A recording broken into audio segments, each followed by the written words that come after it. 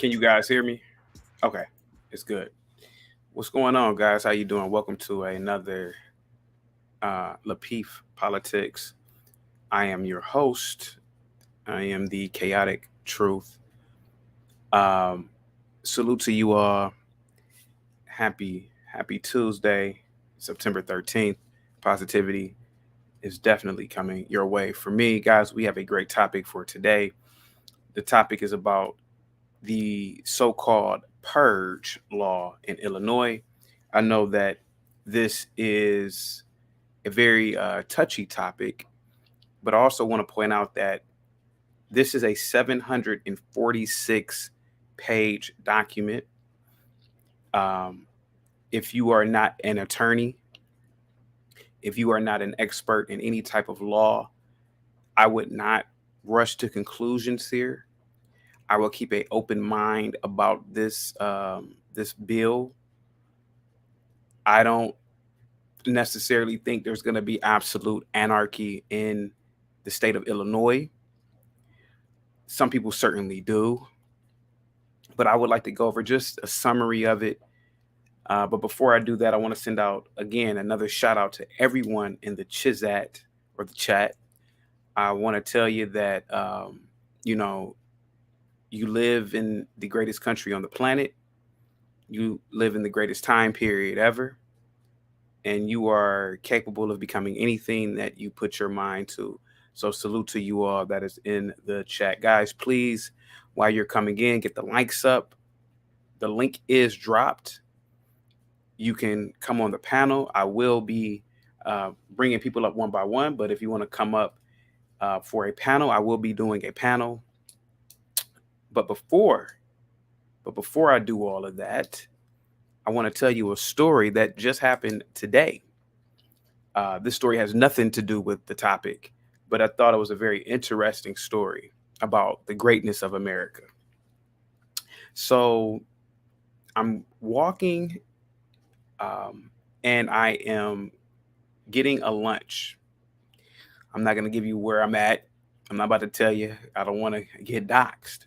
But I'm on my way to grab lunch, and an individual who appears to be homeless, living on the street, and I'm using that as quotes. He said, "Yo, brother, can you give me $1?" So I'm looking at him, and I don't think that the masses of people that look homeless are actually homeless. So I asked him. I said, "Oh, okay. So, what are you gonna do with $1?" To be funny, he said, "Oh man, come on, man. You already know, man. This shooting, just talking, right?" So as I told him that I don't have any cash on me, the brother said, well, the guy on the street said, "Oh no, no, man. You ain't got to give me no cash. I got Cash App." This is what he told me. He said he had Cash App. I said, "Oh, you have Cash App, huh?" He proceeds to pull out his $1,500 iPhone. $1,500 iPhone. It looked relatively new. It may be a year old. I said, "Sir, I don't have it on me. I don't have it on me." But what he wanted me to do was, with your phone, you can send over Cash App through the scan or that QR code. I said, "Bruh, I don't have it on me."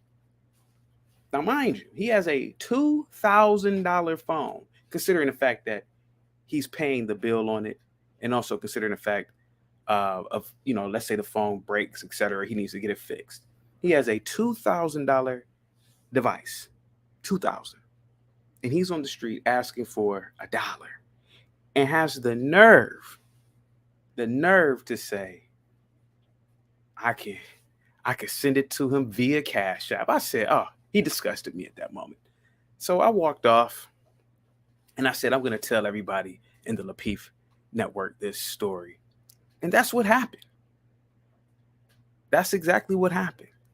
Now imagine if he did that to 1,000 people in a day. He could legitimately make $1,000, because to be honest with you, it's real easy to just exchange the QR code.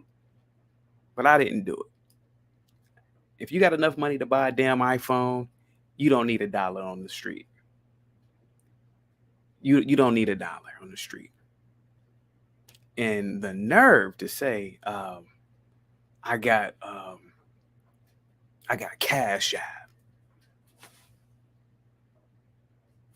I got Cash App. You could use the QR code. Ain't gonna happen, buddy. Ain't gonna happen. You was better off just asking for the money and me giving you the cash. But when you pulled out that spaceship of a phone, this phone that you can literally make millions of dollars off of, I said, well, he can technically make millions of dollars off of just panhandling. But he's not really homeless. He's not really homeless. He's not really living on the street. That's his 9 to 5. What's up, Bob? How you doing? Who else is in the chat? Jordan, what's up? Keith, what's up? Mr. C, what's up? Leap, what's up? Tay Biz, what's going on? We got AR in the building. What's up, AR? Who else do we have in the building? We got Kalana in the building. Salute. But yeah, we got Justin in the building as well. Oh, yeah. Oh, Justin. Yeah, definitely. Technological panhandling. Yeah. Oh, absolutely. Absolutely. And this is why I say that this country is the greatest country on the planet. And this is the greatest time period ever. I mean, again, you could literally, and this might be a little, I just came up with this. You could literally be on the street. You could print out your QR code and paste it everywhere. It says, donate $1 to this QR code. That's probably what a lot of homeless people are going to start doing. And they're not even really homeless for real. Absolutely not. Keith says, we live better than the kings and queens. Oh, definitely. Definitely. Of yesteryear, 100%. 100%.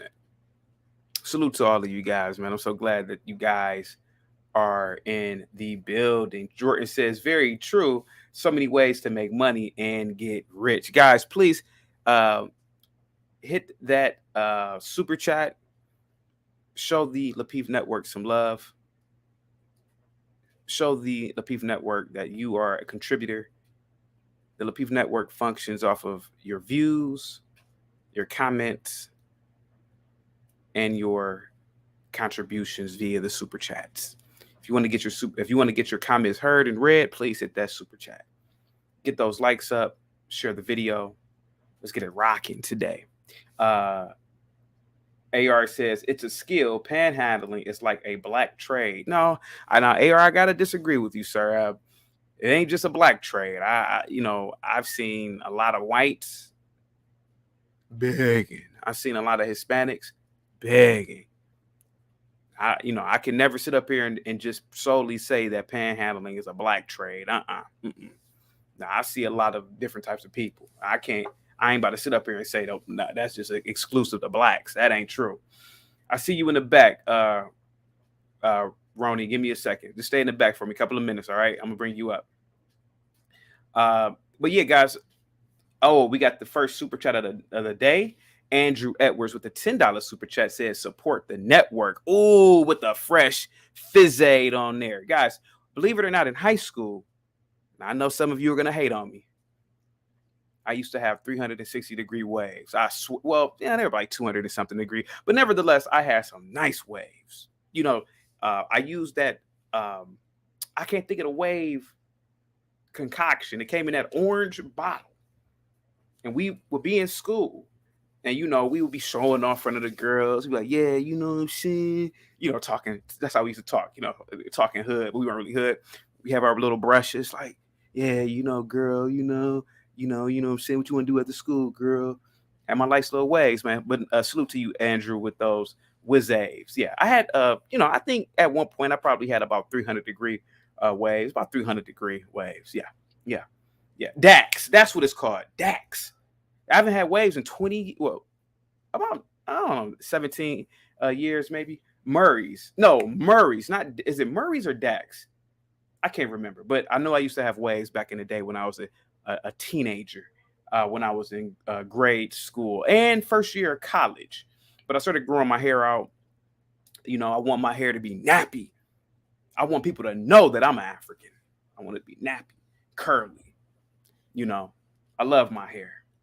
Guys, I want you to watch something real quick. This is a mayor.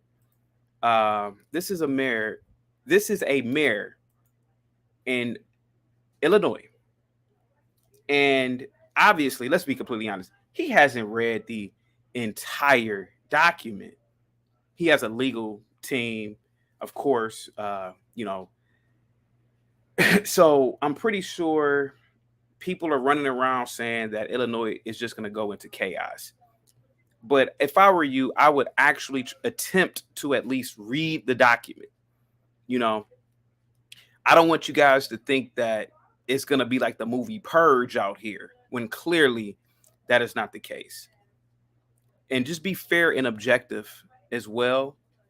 But don't go into mass hysteria thinking that somebody's going to be knocking on your door with one of those masks from the movies talking about, you know, this is my house now.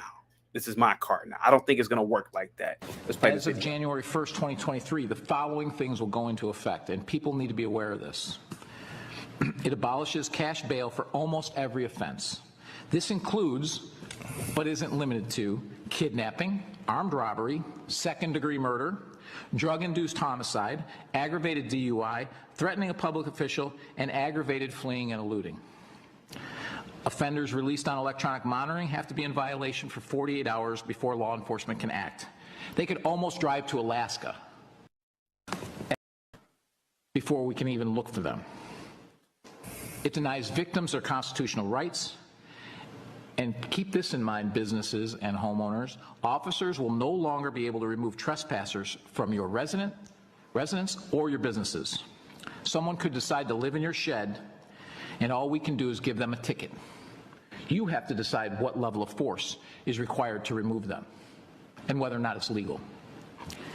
This is a massive threat to the residents of Orland Park, Cook County. I'm on mute. I see you in the back. Give me 1 second, Raw. Like I said before, has Chicago, which is in Illinois, have they instituted a no chase policy? Yeah. Do we see in Chicago a certain level of violence that appears to be out of control? Yeah. But, you know, I don't live in Chicago. For all I know, that could just be the media hyping it up, right? Now we have this bill that's called the Safety Act bill, and it appears that it also is pretty much allowing individuals who have committed a crime to be released on the street easily. But guys, again, I say this and I keep saying it. We're going to have to start reading. And I sure as hell didn't read the bill. I will try to, but it's 746 pages. I mean, it's as long as a Harry Potter book, you know. But the thing is that you don't want to go into hysteria listening to politicians that have not read it themselves. You don't want to go into hysteria listening to people who are not attorneys. You don't want to go into it in a hysteria on social media. You know, social media is going to say, oh, that's the Purge Law. You could walk up to somebody and kill somebody and won't nothing happen. No. That's not how it works. In my opinion, this country, though there's a lot of violence going on, believe it or not, let's take New York as an example. It was more violent in New York in the 70s than it is now. It was. You could look at stats. You know, the same thing with Los Angeles. I had a gentleman that I know. He watches this channel. Me and him got into a discussion. Now, he's a little bit older than me. And he tried to say that, oh, you can't even go to a Wendy's. This is what he said. You can't even go to a Wendy's in LA without getting popped.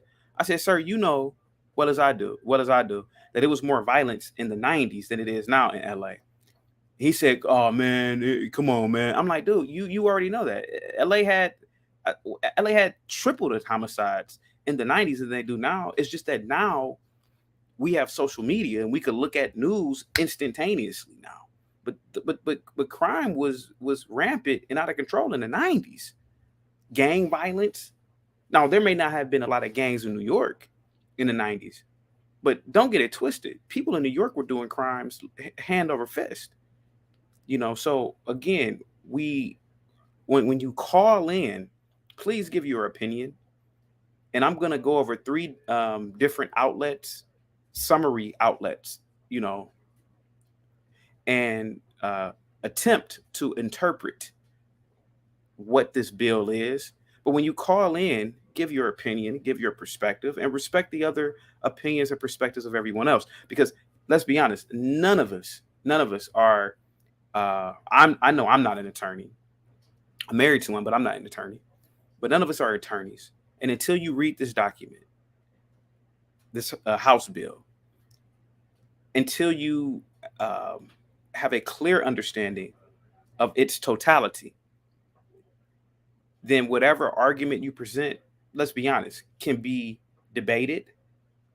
And that is exactly what this political show is about. Guys, salute everybody in the chat. The link is dropped. Miss Parker says, hey, chat, let's support and hit the like. Guys, please hit the, not only hit the like, but hit the super chats as well. Let me see. I have a few callers in the back, and we're going to get right into the topic, guys.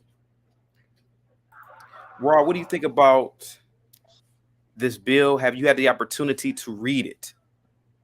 Well, first of all, good afternoon, Chaotic. Good afternoon. I listen to you. I subscribe to your channel. I listen to you because I'm a guy that's very into political. I like the political talk. I read a lot. So this is my opinion. Like you said, I didn't fully read the bill. This was gave to me by a friend of mine. The video clip, the one you just played, friend of mine sent it to me, and we're gonna have a discussion about it, of course, about this bill of that like you said, it's the Purge Law. But my thing is, this shouldn't even be thought of. You get what I'm saying? Like, this shouldn't even be thought of even being an idea in the first place. But it's kind of show you that we're not voting as people. We're not voting correctly. We're voting the wrong people into office, because the wrong people that we vote into office could also be the ultimate demise. Look what's going on in Chicago. Even though, mind you, this is my opinion because I didn't read the bill, but just them thinking about letting prisoners go freely, that's unheard of. Like, America is going downhill if we don't stop and start paying attention and really start taking news seriously. I know people say, oh, it's fake news, but it's good to at least try to dig in the situation they are talking about. Yeah. Thank you so much, Raw. And hopefully you read the entire bill as you say that you're going to do. But I want to say something real quick, right? So the bill, one of the summary points of the bill is that the bill eliminates cash bail to ensure a fairer pretrial detention system based on public safety and not on wealth. It also limits short-term commitments for individuals with 4 months or less left on their sentence. And it requires, this is another aspect of it, it requires that 3 phone calls be provided within 3 hours of arrival at the police station before questioning. Now, the last one is probably something that will be something that is the public can easily understand.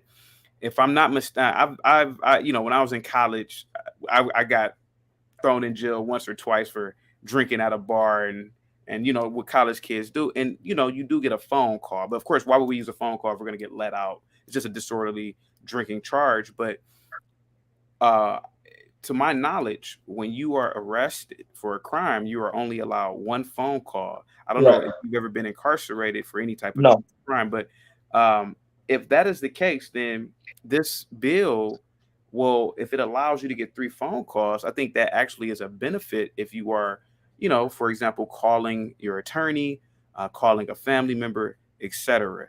So in terms of that, do you think allowing an individual 3 phone calls instead of 1 within a 3-hour time period is good? Yes, of course. That's, to me, I think you should allow a person to get a lot of calls. I don't think it should be limited to 1, like you said, especially if they're trying to reach out to their family, their attorney, or their loved ones. Yeah. it's good for them to have multiple calls. I agree with that, not just one phone call. Now, I did have a relative who was in the prison system who did eventually got out. It was very hard to get in touch with them. Yes. Now, here goes another, and thank you so much for telling us that story as well, of your example. Now, it also provides services and programming for pregnant incarcerated individuals and requires that medical treatment be provided to them without unreasonable delay. So That's good. Go ahead. No, I agree with you. I want to say that's good because a lot of women, especially women that are incarcerated, some of them are giving birth, and you can hear stories. I think even online, you hear stories how women say they've been treated unfairly. So that's actually going to be a good thing for them. So I'm good with that. Okay. Now, another aspect of it is it expands services for crime victims and supports compensation of crime victims. So I'm good with that. So to me, from what I'm reading in terms of this, this is all summary. This is throughout the document, but this is all condensed into a summary document. It seems like this bill is attempting to work in both interest of the individual who is arrested and also the victim. So if there are more services for the victim, then it appears that, okay, well, if you are a victim of crime, before, these were the number or the amount of services that you were provided. Now it seems like they're going to increase, which I think is a good thing as well. Now, I don't know how I don't know how it works exactly, but I believe when you pay your bond, some of your bond money pays towards victim services. Correct. About 10%. Yeah. 10%. Absolutely. So it also says, and guys, please hit that like button. Miss Parker says, "Hey, chat, good afternoon. We are in here and need 100 more likes." Absolutely. Thank you so much, Miss Parker. Let me see. Jordan says, "Make America Great Again." Now, this bill, which is 700 plus pages, obviously it is a read for someone who is learned in my opinion, law. But let's just talk about Chicago and this no chase policy. Now, could this no chase policy be good or bad in a sense? Could this be some sort of aspect of a quote unquote purge? Can the criminals just totally operate in lawlessness, or do you think there could be benefit of this? I think it's gonna be a benefit of it. Like I think everybody agreed when Donald Trump was in office. Donald Trump was he allowed military to go into Chicago and to clean it up. Yeah. I think that was a great idea because Chicago, I think you already know, is one of the highest crime rate in US today. So by them doing a purge, clean up Chicago, I think that's a great idea. I'm not against that at all. Because when you see a little kid, it's a 2-year-old getting shot by just going to McDonald's, a guy was I think you spoke about it. A guy was taking his daughter to McDonald's and somebody shot up his car and killed a 2-year-old. Yeah. That's ridiculous. So I think a purge needs to happen in Chicago. Yes. Yeah. Well, and thank you so much. So the whole thing with the whole no chase policy, I did a video on that many months ago, and I was really upset about it. But the more I think about it, it, in my opinion now, and I'm pro police, I've always been pro police, it protects police officers from encountering individuals and putting their own job and freedom at risk. A lot of incidents happen just off of basic traffic stops. So I guess it is in the best interest now. Listen, if this guy just is speeding and it comes back, he has a warrant for child support, just let him go. Because if you attempt to arrest him, and let's say he's harmed during the arrest or even killed, instead of you going to the penitentiary as the police officer, we're not even gonna risk it anymore. And I think that's a good thing, in my opinion. let me see here real quick. Guys, please hit the like button and please No, subscribe. but Chaotic, I ain't gonna lie, I actually agree with you on the aspect of letting them go because I think cops spend too much time on traffic ticket when Yeah, there's serious crime going on. That's the yeah, one they should be focused on the most. yeah. I totally agree. Totally agree. Let me see another summary aspect of House Bill. It's called House Bill 3653, which is the safety, that is the Safety, Accountability, Fairness, and Equity Today Act. It creates a more robust statewide certification and decertification system for police officers. It requires the use of body-worn cameras by all police departments. Now, that's something that non-lawyers like myself and you can clearly understand. There are police departments that don't use body cameras. There are some that do. And I believe that body cameras have allowed for the public to be even more safe because now we can see what the police are doing. We can see the Mm-hmm. interactions, et cetera, et cetera. Now it's a state mandate. Now this House bill has made it a state mandate. So when people are saying that this is a purge bill, is it really a purge bill when you are basically saying that uh, basically saying that all police departments need to have cameras now? So in my opinion, are people really gonna start acting a fool knowing that in any city in Illinois they could be monitored and controlled by police video? I don't know. Go ahead, sir. No, but I ain't gonna lie. By you bringing it down, like I stated, I never read the bill. I only Yeah, saw the video me clips. The either. one you Me either. Go ahead. Yeah, so I'm not. I didn't go into the whole entirety of the bill, but by you breaking it down, I'm not against it at all because I think Chicago, like I stated, Chicago needs a purge. It needs a cleanup. So Yeah, by them doing that, it's cleaning up the city of Chicago because now, right now, people are feeling very unsafe to go to Chicago. I think now people that normally are residents of Chicago are now moving out to places like Florida, Texas, and other states that they feel like they are more safer correct, in those environments. So correct. by them doing that, it's going to bring more people into Chicago and knowing that, hey, I can take a vacation in Chicago, Illinois, knowing that I'm not going to get robbed or I'm not going to get shot or I don't have to worry about who's going to shoot me on my left or right shoulder. And there you have it. I think that Raw Dog Ronnie is giving a great example. His perspective is sound, especially from his perspective. I actually like his opinion. And here goes the thing, too. Here goes another aspect of the bill as well.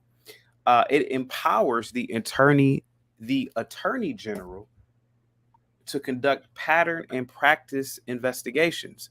So That's what, that sounds like to me, let them commit all the crime that they want, but a record of everything you do will be recorded.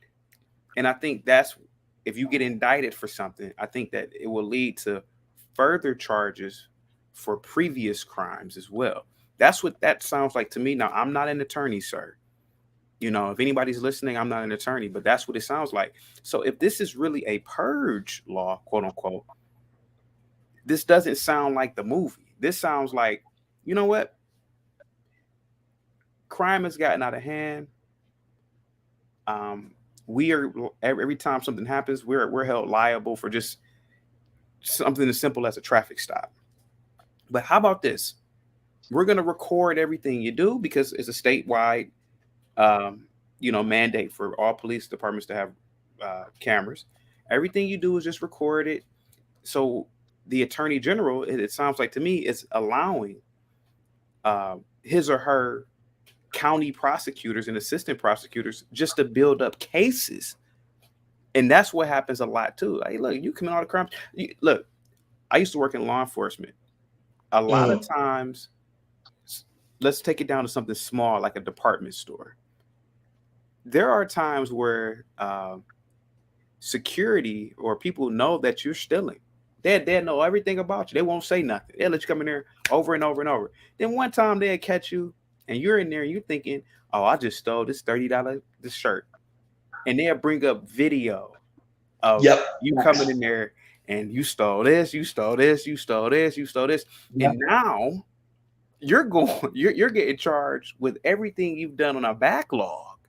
Facts. And I think that's what this means here. So this is what I'm saying. When people get information about this bill, I don't want you to listen to one politician say, "Oh, it's just going to be anarchy," and not really just have a clear understanding of everything within this almost 1,000-page bill. Go ahead, sir. What do you think about that in terms of the Attorney General? Not the Attorney General, excuse me, my apologies. Yeah, the Attorney General of the state being allowed to conduct pattern or practice investigations. No, that's actually good because I think right now, I think everybody's aware of the mayor in Atlanta. She's doing the same thing. She's doing an awesome job in Atlanta. How she's throwing the book at him in the case of like RICO charges. So by them doing that, and she's doing a wonderful job too in Atlanta. She's cleaning Atlanta up.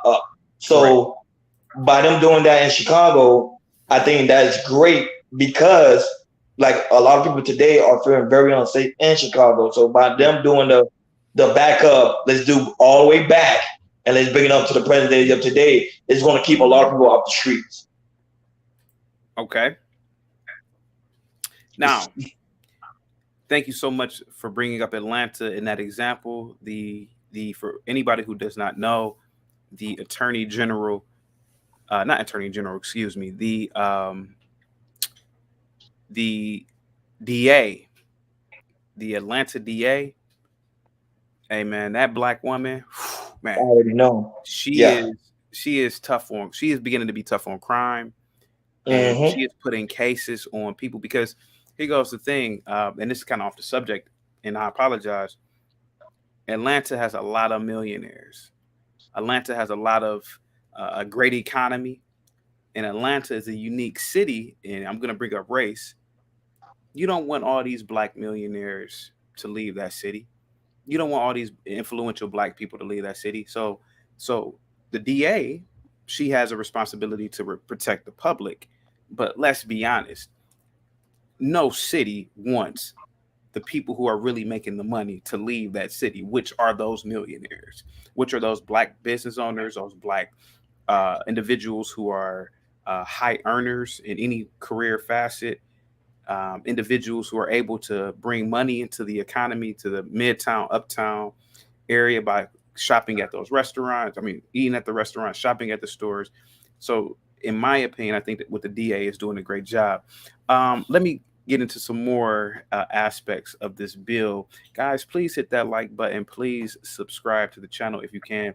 Let me see. Not only that, but not only that, you gotta understand something too as well. By them cleaning up Chicago, mind you, you're gonna bring more wealthy people over there because I think Oprah Winfrey stays in Chicago, but then she moved to Miami because she felt more safer in Miami. So think about it. Now people is gonna go over there to Chicago and it's gonna bring up the wealth in Chicago back up again.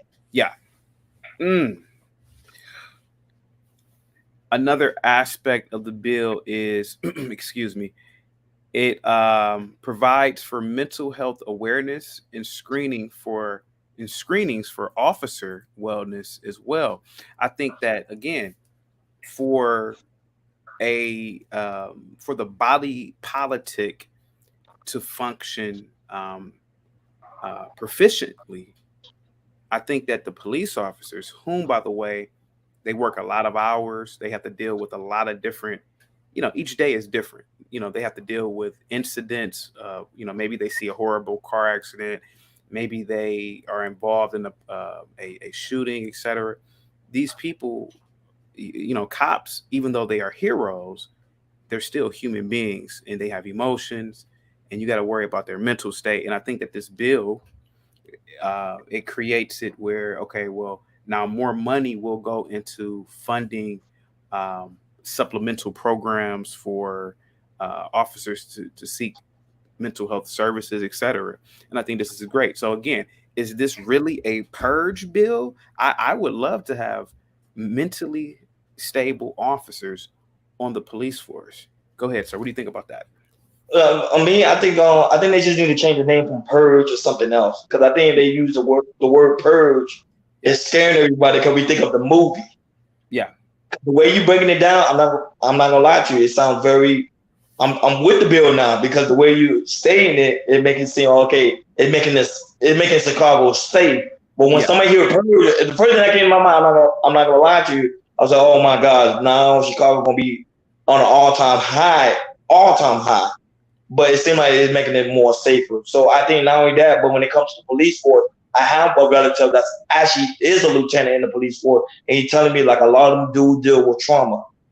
So that's going to be very good for them to get the help they need to how to deal with people in society. Because remember, you're dealing with everyday people with different personality, man and woman. So that must be very difficult, especially right now as a cop.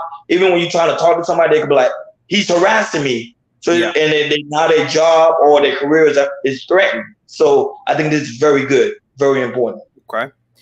Thank you so much, sir. Guys, please hit the like button. Please contribute to the channel by hitting the super chat. The Lapeef Network is the greatest network on YouTube, and show your love by hitting the super chat. Guys, please get the likes up. Another aspect of the House Bill, or House Bill 3653, the Safety, Accountability, Fairness, and Equity Today Act, is it requires a predicate offense for a resisting arrest offense to be applicable. Hope I said it right. So again, I am not an attorney, but to the best of my knowledge, I guess the idea is if you are not committing a violent crime, then let's say, for example, the officer says, hey, you have a warrant for, I don't know, again, let's use not paying child support, something like that. And let's say you say, I don't care, I'm walking away. And, officer grabs you and you do this. I think the idea is that will not be worthy of resisting arrest anymore. Now, somebody may say, well, you're just letting people get away with X, Y, Z. But then what if the officer tackles you to the ground, arrests you, and you happen to pass away because you had a heart attack? And then people say all it was a simple warrant for child support. They didn't have to arrest him like that. Now, how many times in America has this happened, my good sir, where somebody pulled over for something simple? They may have a warrant for, not paying a ticket, and they are arrested. They are resisting arrest, and they happen to pass away. The officer is held accountable. The state, the city is held accountable. So now this House bill is basically saying, you know what? We're just going to eliminate all that from happening. If they're not committing a violent offense and they happen to pull their arm away, that's not resisting arrest. What say you on that? Oh, before you say something, sir, Trucker Yale with the $10 super chat, and thank you so much for being a member, says, you all are talking about cleaning Chicago, but what about innocent people who have to suffer kidnapping, arson, robbery, second-degree murder? It's considered a minor offense, y'all. See, and this is a perfect example of an individual, and salute to you, sir, for with your super chat. You and me and the brother here have not read the entire House bill. We haven't read it. We don't know if it says that robbery and second-degree murder will be considered minor offenses. Now, if somebody can provide information, if somebody can provide the actual page, then I will redact what I said. But this isn't the case here. This is not the case. But salute to you, sir, and thank you so much for your $10 super chat. And guys, please hit that like button. But sir, what say you about the whole not resisting? It won't be a not resisting for certain charges. And not that, but people right now, they can look up the FBI report. The FBI report stated that most crime are committed are non-arrest. Yeah. Most murder rate is not arrest. So by letting them go, sorry about the noise in the background. I stay in an area that's very busy. Oh, you're not going to go ahead. You're fine. Go ahead. So by them allowing the people to go, now you bring that rate down because now people are not being murdered for something petty, like you said, for a tracking stop, child support. You let a person go, and you're gonna get them in another way, which you stated in the back end. Yeah, you're gonna do things the right way. So just let them go. Don't worry about it. Yeah, save it for another day, and we're gonna get them the other way. I'm down with it. Exactly. And to be honest with you, I'm fine with that as well. For example, I have said this over and over that I am not a fan of George Floyd. However, the argument that people have always said, especially liberals, was George Floyd wasn't really doing anything. All it was was a counterfeit bill. And is it really illegal to be under the influence of a narcotic? So now, going by liberal logic, okay, well, we're not going to arrest people like that anymore. So what we're going to do is, hey, next time we encounter a George Floyd type situation, he wasn't. Now, to be honest, George Floyd wasn't being violent towards any citizen. He wasn't being violent towards anybody in the store. Nope. Having a counterfeit bill, I mean, that's not really a violent crime. So you know what? Instead of my partner getting 25 years in the penitentiary like Derek Chauvin, hey, we're gonna let you go. We got a call here. Who's the guy? Oh, he's right. Well, he presented a counterfeit bill. Oh, did he? Oh, sir, counterfeit bills are illegal. You can't do that. Let me put you under arrest. No, you ain't putting me under arrest. Oh, okay, sir. Well, per law in Illinois, we're not gonna put you under arrest. We don't want another George Floyd situation. This is what you guys fought for months. Don't worry about it. Sir, unfortunately, we can't help you as the store owner, so you're gonna have to figure this out yourself. But he wasn't being violent, so we're gonna report what he did, but we're not gonna arrest him. So, in my opinion, this is what people fought for 2 years, and now it's happening in Illinois. And the more I think about it as a conservative, hey, you know what? Maybe they are right. Maybe we shouldn't even attempt to arrest people for nonviolent crimes, and they shouldn't get charged with resisting arrest if it's something minor like presenting a counterfeit bill like a George Floyd. So hey, I agree with that. Go ahead, sir. No, I agree with you as well. Just let them go. Just like you said, like you used the example of someone shoplifting. Just let them go, let them go, let them go until it becomes too much overwhelming. Then now it's time to get you on the back end. Like you said, hey, sir, come with me. This is what's been going on. You've been using this counterfeit bill for numerous times. Yeah. Now we're gonna put you under arrest. Now we have multiple cars, and now we have body cam, and now you can see exactly what's going on. Yeah.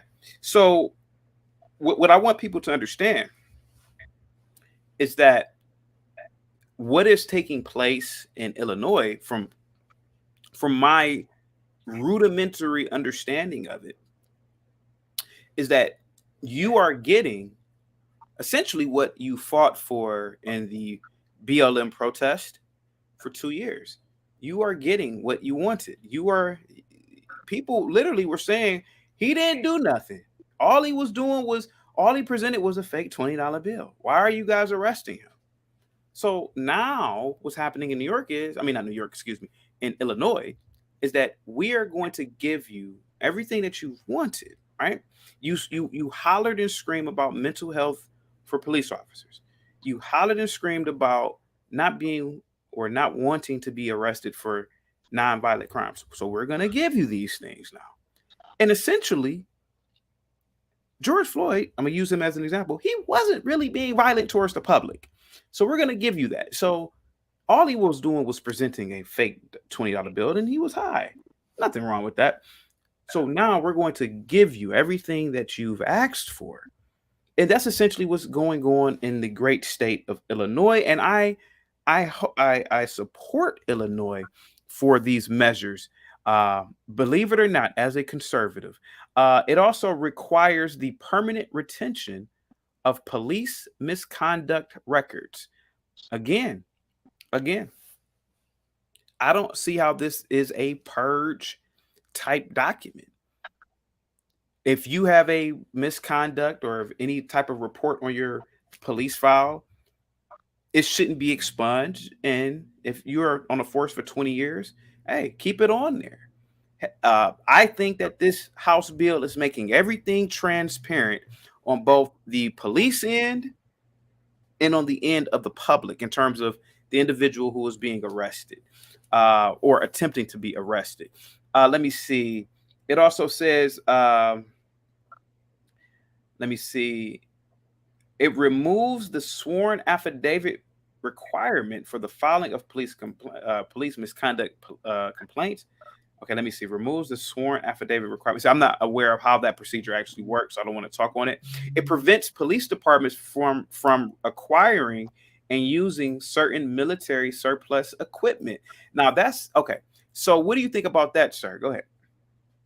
I don't kind of understand that one there. You got to break it down to me. So, police officers are not, or police departments are not allowed to have certain type of military grade equipment. And why should they? Why should the police be armed to the T with military grade equipment, type weapons, etc.? They are Remember, not the we dealing with military. Chicago. Chicago is a very violent city, so they need those form of equipment. Yeah. If you think about it. Mm-hmm. So I don't think them taking that away is gonna make them safer. I think it's gonna make them more touchable now. Mm-hmm. For example, let's say the police force go to like a city, a small city in Chicago where they know is have very high gang related crime there. You don't want to go in there with just my regular small bulletproof vest and my pistol. You want to go in there with some heavy firearm because them boys. I know we can't say certain words. They're gonna retaliate. Now, thank you for your opinion, and I respect it. But, and I know this is going to come as a shock to people who know who I am. To a degree, I have to look at it from this perspective. Citizens have complained about police use of force. They've complained about the police appearing to look like a military. In my opinion, the police in Illinois should probably fashion themselves after the police in the United Kingdom. I believe that what this bill is introducing is absolutely correct. The people have proclaimed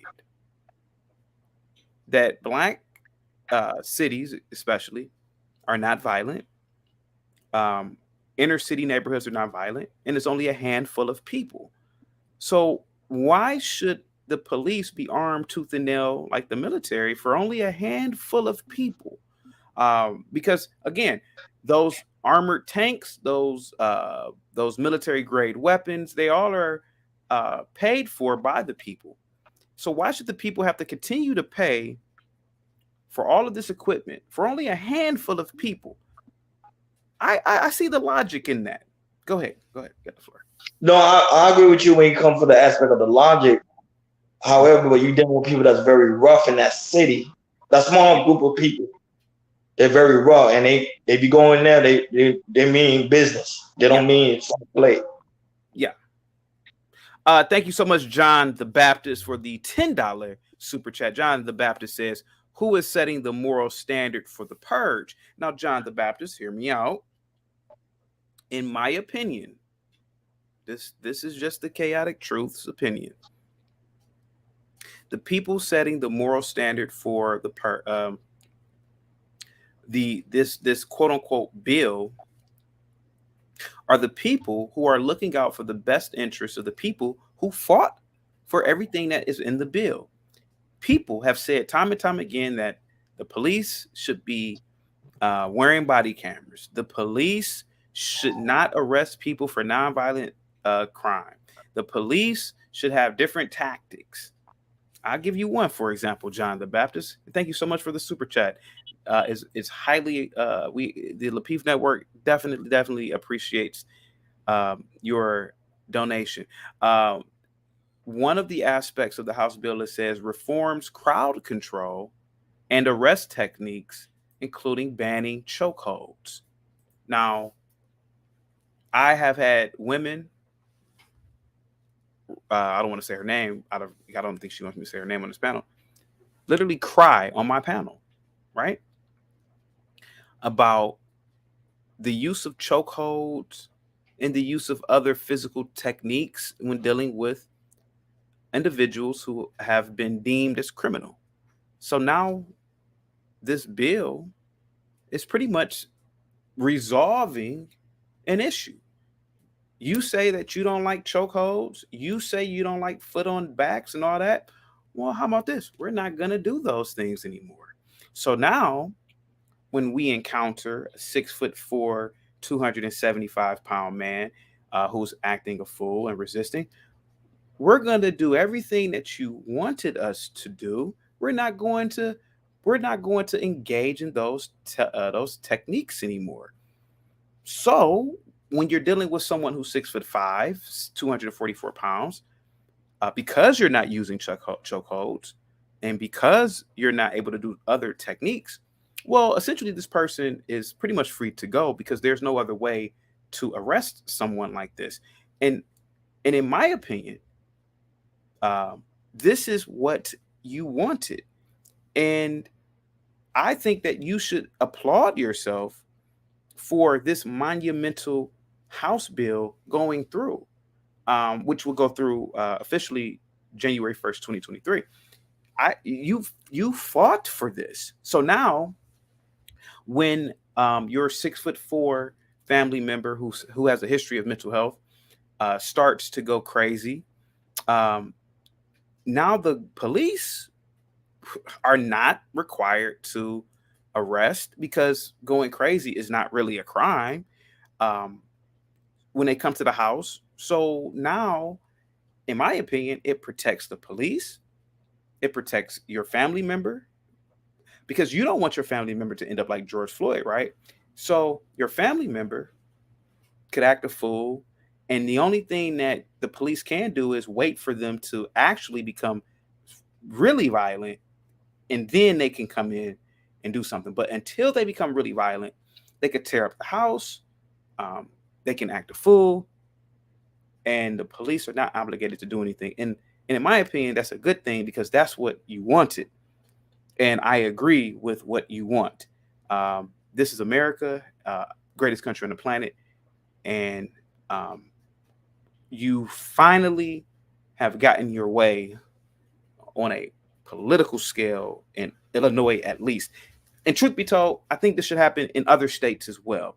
What say you about that, sir, in terms of the elimination of chokeholds, the elimination of other techniques? Go ahead, sir. No, but I agree. Like I always stated that most of the time, most murder are committed from cops are non-violent crimes. So by Yeah, them doing it diminishes all that from happening. So I think, like you said, allow them to do what they're gonna do. If they want to act crazy, allow them to act crazy until it gets to the point that it's gonna harm somebody. Then I think that's when the police should act. But if yeah, someone just, like, for example, got a chair and start throwing it down the street, let yeah, him do that. He's not yeah. hurting Let them do it. anybody. Yeah, absolutely, absolutely. Because here goes the thing, you know, you don't want to be. And again, John the Baptist and everybody else who hit the super chat, thank you so much. Again, you don't want to be that police officer who, hey, look, this guy, he's been throwing this chair down the street. He's yelling and screaming at the top of his lungs. I want to prevent this from happening. See, you don't want to be the police officer that attempts to arrest this guy. He dies, and you're serving 20 years in the penitentiary as a police officer. And now Yep. the city has to pay millions of dollars, etc. So instead of this happening, look, it's just a chair. It's just some random street. Let them act a fool. There's nothing wrong with that. And now legally, you can't do anything now, which I think is a great thing. Uh, and I know people are really shocked at, especially hearing this from me, but I agree. Go ahead, sir. No, I agree with you. Like I stated, like especially me, I live in an area where there's people that sometimes tend to that deal with a lot of mental illness. So Yes, sir. of course you want the people to be safe, but I think most of the people know that person within the community, so they know it's the guy down the street who's gonna scream at 2 o'clock. They don't scream at 2 o'clock. He's not really Yeah, hurting nobody. He's just yeah, we know that he's dealing with a mental illness, yeah. so it's not really a violent crime. Exactly, exactly. And um, loud noise violations, um, especially when I was a kid, people would play their music at the top, you know, I agree with Illinois in this case. Playing your music loud, it's not a nonviolent crime. So if you get pulled over for playing your music loud, I really believe that you have every right to drive off. The police shouldn't pursue you, because why would the police pursue you? You end up killing someone, or they killing someone because they're driving speed. You're speeding because you got a traffic warrant or something, some warrant. And now you're driving at high rate to speed and somebody dies. Now the police is held responsible. And then you're held responsible. So to eliminate all that, play your music at the highest bass, at the highest tread in Illinois, because the people in America fought for you to do that. They're saying that you're not committing any crime, and now the police can't arrest you if you drive off, because they don't want to risk the safety of the public. So you're free to drive off. And I think that it's a perfect plan. What say you, sir? Go ahead. No, I think it's a perfect plan. Not only that, but I think at the end of the day, they're going to get you from the back end. Like, they might send a ticket to your house, like a citation, like, hey, you was here this and this and that. Because remember, your license plate is registered to the person who was driving the car. So be like, hey, this day you was playing loud music within the community. Here's your citation. No one was, I want to play loud music. You take it to court and try to beat it in court. They'd be like, okay, but listen, we had now mind you, now they have body cam, now they have video cameras recording. They're gonna be like, look, the cops say on this day, we see you on this day, you were playing loud music. And this is why you received the citation. Yeah. Perfect. I think it's a great thing. Let me see. The bill also requires police to develop plans to protect vulnerable people present during search warrant raids. That's good. So now, in my opinion, this lets me know. Now, I'm not a lawyer, but what I think that this says is, hey, we don't know if there are children in that house. We don't know if there's elderly in that house. You know what? We don't want to raid this house, even though there's a search warrant raid. Whatever they're doing in there, let them keep doing it, because we don't want to risk harming any innocent civilians in the house. So what I really believe, Raw, is that this bill, it does a perfect job in protecting individuals who, by the way, are doing criminal activities, but they're only a small percentage. So why risk harming their innocent family members, etc., who also live in this home? And, or, like the incident we had the other day where that young man was in a drug house, but he was just sleeping and woke up and went to go grab for something. They shot him and killed him. Well, yeah, I saw that video. Innocent, right? So now it looks like this bill basically says, you know what, the officer has the right to protect the innocents in this abode. So now, in my opinion, if I was a SWAT team commander or anything, I could justifiably say, we didn't go into this house and do the search warrant because we didn't have enough intel. We didn't know what was going on. We don't know who's in the house. Could be a 3-year-old in there. And so whatever illegal activity that they're doing, let's just allow them to keep doing it, because we don't want to risk harming anyone, and we don't want to risk, us being liable. And I think that this is a good thing as well. This is an excellent bill. I think that this bill is very monumental, and I cannot wait to read it in its entirety. Me too. Go ahead, sir. Go ahead. Me too. And this is my final thought. I know people are waiting to probably come on the show. Of course, I thank you for your time. Thank you for breaking down the bill. It make me want to go read as well the whole entirety of the bill. But now I think you already saw there's been video where there's been time when the police raided somebody's house and the man or woman they trying to raid you be like, I have a kid in here. I got a kid in here. What are you doing? Don't do it. Yeah. So it stops that from happening. Because like I said, like, police force are smart. They know when they get somebody, they know eventually that person gotta come out. Yeah. Wait till the person come out, then arrest the person. But don't do it in front of their kids or their family or their grandmother, because now you're putting a lot of people at risk. So it's actually saving the cops and it's saving the people within that's living in that environment. I would say I think it's a good thing for them to do that because we can get them in other ways. Exactly. We got now. I think now the police force, what they're going to do now, they're going to be more strategized on how they're going to handle things when it comes to how to arrest people. Yeah, that's all. So for the individuals out there that are selling drugs and doing also other illegal activities, in my opinion, you know, make sure you tell the SWAT teams or other individuals that, hey, I have a family in here. Don't come in here. And I think what the House bill states is, oh, okay, so you have family in here. We're not going to act on this search warrant, despite the fact that you are making crack or coke. I think that this bill is an incredibly good bill because it does protect the innocents in that house. And considering the fact that most people are not committing these types of crimes, why even put the safety at danger or the police at danger? So why even do the search warrant in itself? Sir, thank you so much for coming up. I will do a panel later on. You were an incredible panelist. Let me try to get some more people up and let me try to go over some more of this House bill. Thank you so much, sir. Thank you. But yeah, absolutely. This House bill, again, is called the Purge Bill. Don't look at it like it's the Purge Bill. Look at it like the Unicorn Bill. Hey, we marched, we protested, and we finally got our way. No more chokeholds, no more resisting arrest.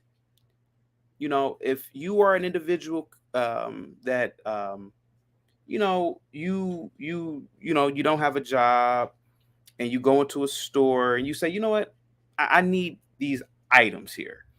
No more will you have to rely on the police to do their job because you have a right to commit these acts and you shouldn't be harmed because you're not really being violent. So if I were you, Louis Vuitton, Gucci, whatever, you can go into these stores and pretty much take what you want, but just remember, the bill also ensures that the police have body cameras. So just be careful because they are going to keep a backlog on everything that you do. Because if you do something heinous enough, they can always say, well, you have a history of doing things. Let me see who else is in the back. Guys, salute to you all. Positivity is definitely coming your way. I know we have somebody else in the back. Guys, thank you so much for the super chats. You guys are incredibly awesome. Let me see. Who else is in the building? Long Shot Beat said, CT, you should really talk about the woman king on your show tonight. Let me see.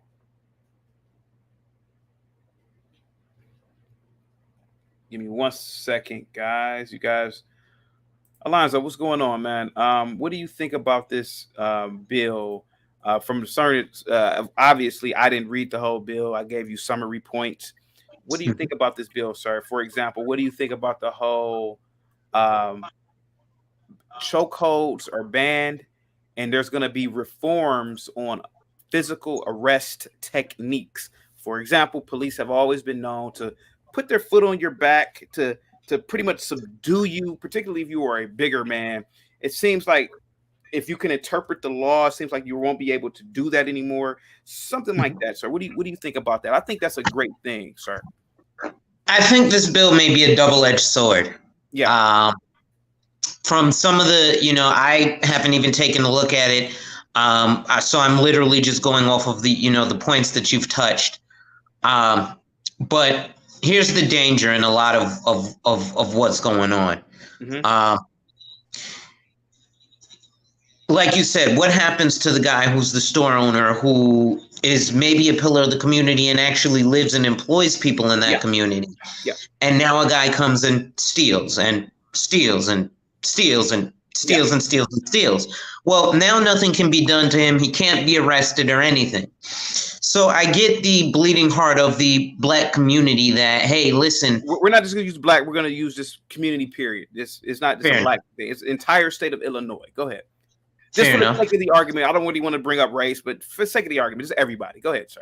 Okay. So in terms of that, well, go ahead. You've got the bleeding hearts and everybody, oh, he didn't do anything.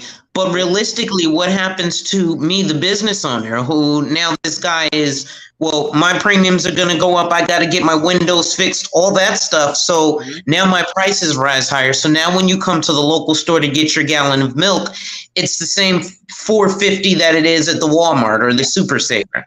Yeah. And then the other detriment that I have is, like you said, you know, I'm a victim of gun violence. I got shot 5 times, right? In one incident, not 5 different occasions. But, you know, those people technically weren't doing a violent crime if they were just out there shooting and robbing, right? They shouldn't have been arrested even though they shot me, because I should have just given them my wallet and put up absolutely no resistance and just said, here, take the hard-earned money that I've worked for. Yeah. You guys deserve it. Yeah. Right? And so now what happens to, because I have family members who are police officers and they put their lives on the line for this stuff, right? Yeah. I don't have the bravery to run headfirst into a situation. If I hear guns, I'm going the opposite direction. I'm not the tough guy. You guys start the tough guy. I'm not going to tough guy with you. I'm picking up the phone and I'm dialing 911 because I have things to live for, right? And that's what my tax dollars pay for. Now you've put a handcuff on them being able to protect my stuff, and I don't like that. Absolutely, sir. Let me ask you a question. The entire nation essentially fought for some of these summary points in this bill. For example, I personally have heard people for years say, why are the police why does it seem like they're militarized? Now, this bill is basically saying, well, the police are going to be restricted from having certain types of military grade weapons. Now, is this a good thing to you or a bad thing? Because the entire nation essentially wanted to reform the police department. And I think that this is a reformation of sorts. Go ahead. It is. Again, it's a dangerous and slippery slope. The last time that, if you know, in the news, when it comes to police officers killing people, and just for context, police officers in Brazil average 6 killings a day. But I've never heard of the police using an assault weapon or any of these military weapons. Usually the standard issue 10 millimeter or 9 millimeter. 10 millimeter is now for the more powerful. I'm into guns, never mind that. But it's usually the standard issue 9 millimeter that they kill an unarmed innocent or bystander with. You usually don't see them coming with these militaristic weapons unless they're facing off against somebody who's robbing a bank with military weapons. So are you saying that we should? So you saying that you agree with this bill in terms of this aspect that, hey, look, we don't need these military grade weapons. We pretty much can run our police force like the United Kingdom. Yes. Okay. In one sense. The bill also says that during search warrant search, with a warrant, they want to protect the vulnerable people, obviously in a home or an apartment. If I was a SWAT commander under this new ratification of sorts, I would want to protect the city. I would want to protect the police force and say, you know what, guys? We got intel that there are children in this home. We got intel that there are innocent people in here. It ain't like the guy is a violent criminal. He's just doing drugs. We're not going to go in there today. Do you think that this is a great idea as well? I certainly agree with this bill because this is what a lot of people fought for. Go ahead. I disagree. Again, being a victim of gun violence, somebody who's actually lived through it, right? In the neighborhood, I was minding my own business. And, these guys are definitely, doing a lot of this wild, crazy tomfoolery. And, unfortunately, they're putting the children and their family at risk simply by doing what they're doing. Because at the end of the day, their enemies are not going to say, well, he has, children and elderly people in his house, and I want to take over his drug territory, so I'm going to kill everyone in the house. Everybody in the house is going to die. Women, children, dogs, cats. So, it's a minor inconvenience that, the police has to go in. Now, in terms of protecting the city, I mean, the commander of the SWAT not going in is protecting the city, and he is protecting my dollars, because now I don't have to worry about, those who participated in tomfoolery suing the city saying, well, you broke my kid's leg and his leg wouldn't have been broken if you'd have just let me continue to be trap housing. Yeah. Yeah. John the Baptist with the $20 slam dunk says, so there are a whole list of violent crimes: burglary, robbery, arson, kidnapping, almost all drug offenses, even drug distribution, DUI offenses, even DUI offenses that are involving a fatality. Thank you so much, John the Baptist. I'm assuming that's what he's talking about in terms of what is in the bill, which I have not read. It's 746 pages. Salute to you, man. That slam dunk you just gave went a long way. This bill, John the Baptist, this bill, Alonzo, says that, hey, they're not resisting arrest depending on what type of crime they committed previously. So, Alonzo, if you have and you don't have any children, right? No. Okay. So, hypothetically speaking, Alonzo, if you have a child and you're not paying child support and you have a warrant, the cops, hey man, your information came back. You got a warrant for a child support. Your hands behind your back, sir, and you start flailing your arms. You punch a cop. Well, this bill says, hey, that's not resisting arrest. So any arrest afterwards might be illegal on the cop's part, sir. Many people fought for this. The state of Illinois, hey, they've made your dreams. They made your wish. Alonzo, what do you think about this? Hey, man, you're not committing a violent crime. Hey, it's just a warrant for child support. Why should they be able to arrest you? Go ahead, sir. Well, there's checks and balances, right? And unfortunately, that's one of the checks that comes with the checks and balances, right? What ends up happening is the court of law is the court of law, not in the streets. So what ends up happening is a lot of people are putting too much onus on the police. The police are generally very ignorant of the law. They are very well versed in knowing how to enforce the law, but they're very ignorant of the law, right? This is why they're not lawyers, they're police officers, and their job is to enforce the law. It ain't to make the law, write the law, understand the law, or interpret the law, or defend the law. So what ends up happening is now you're putting the law in the hands of the officers, right? Because now they need to know law and this, that, and the third. Again, in these situations, it's a split-second decision. I've been put in cuffs before. Yeah. Okay. It's really not a pleasant thing, but you know what makes it a lot more pleasant? What's that? When you calm down and you go, okay, I'll put my hands behind my back. What do you want me to sit down? Fine, I'll sit down. 10 times out of 10, the officer is more afraid of what could happen in the situation than you, the person who's going through it. Even as a person who can be scared because an unarmed policeman is going to do this, that, and the third to you. They have to put their life on the line, and the chances are that the last 10 people they just encountered was some ignorant person who was doing something they had no business to doing. And, like I said, I have family members who are police officers all the time. They're probably happy with this because it's less paperwork for them. Every time they put your hands in the cuffs, they have to fill out a police report. Yeah. That's 30 minutes of paperwork that they have to do, which then take them off of the ability to, like the other gentleman was saying, handle more serious crimes. Handle that crime where, the heinous guy is beating on someone.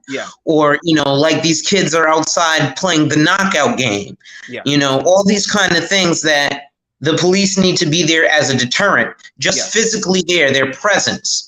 Well, if he's not physically there because he's, I got to write this note. So I understand it. But again, a thing that will go a long way is community policing. And that's everywhere. We don't do that anymore. Community policing was a thing in the 70s. I, being a criminal justice major, that was something that was heavily taught to us. If anybody is not aware, one aspect of community policing is beat police officers. That is individuals who are walking in the community. Something as simple as that, where you don't see police officers doing that anymore. Well, in particularly some cities. Alonzo, one quick question. I do have H in the background. Anna, unfortunately, you are still banned until the year 2023, but salute to you, Anna. You are free to come on my channel, and you are free to come on Lapeef Thursday. Anna, unless someone pays Anna's tab. Is this Anna? I mean, it looks like her. It's a light-skinned girl. Wait a minute, let me see. Anna, see, she's halfway showing her face. I can't tell. Oh, yeah, that's Anna. Anna, you're banned until 2023. People paid a lot of money to get you banned. Now, people can pay double that to get you back. That's up to them. It's not up to me. But salute to you, Anna. You are missed by a lot of people. People have asked me to bring you on the show, but unfortunately, people were dropping haymakers. I mean, people were dropping nuclear bombs that night to get you up out of here. I'm talking about $300-$400 cash, not cash, that was super chats. Salute. Oh, Alonzo, quick question. You're a police officer in Illinois. You have your body camera on because body cameras are mandated now by the state. You encounter John Smith. He's 6'5", acting a fool in the store. He's high. Same situation with a George Floyd. Now, per this House bill, you can't practice certain police techniques. You are restricted. Physical techniques. No more foots on the back of the knee, and no more knees on the back of the back or on the back. No more chokeholds, etc. Now, Alonzo, no disrespect, but I don't think you're over 6 foot, right? Correct. I'm 5'9". Okay. You're not a short man, but you're not a big man. 6'6", 240 pounds. You and a buddy of yours, you're all a police officer, same height. Now you're restricted to certain techniques because if you use techniques that can get a big person down, you're going to go to the penitentiary because they locked up Derek Chauvin like it was nothing. How do you handle this situation in Illinois? In that instance, you're going to have to be fairly authoritative with your voice. And hope with your voice. Yeah. Oh, okay. Go ahead, sir. Stand down, sir. I know you're high and tweaking. Yeah. But stand down. Yeah. Or I'll be forced to speak to you a little louder. That's, you need those physical tactics, especially like you said. Most police officers are not 6'5", 300 pounds. They're, my height, 5'8", 5'9", maybe 6 feet. Maybe 200 pounds, maybe 220. And, in the American police departments, most of these guys are trying to get the sedentary job where, they're sitting all day. They don't have to go through a physical. So it's not even like when they do a lot. This is why a lot of the time, the first thing that ends up happening is they're pulling the taser. And I'm just coming up, look, I'm not playing tasing you immediately. But you know what? This, and I haven't read the entire House bill. I got you, H. Give me one more second, all right?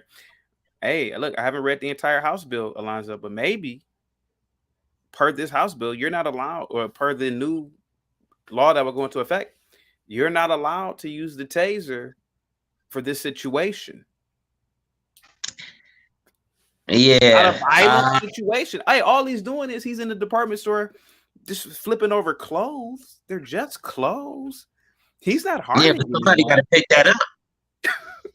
But is that somebody who works there has to clean that up? But that's not worthy for him to get tased, though, right, Alonzo? Ask the person who has to clean that up. Yeah, it isn't. But again, in that circumstance, and this is why I commend police, my 5'9" behind is pulling a firearm. And I'm going to say, look, dude, you're substantially larger than me, but you're not faster than this gun. Yeah. Now, I'll try and shoot you somewhere where it's not going to be fatal. So I'll try not to shoot you, in the legs and get, a carotid artery. I'll shoot for your arms so that it hurts. But, there's only but so much that can be done.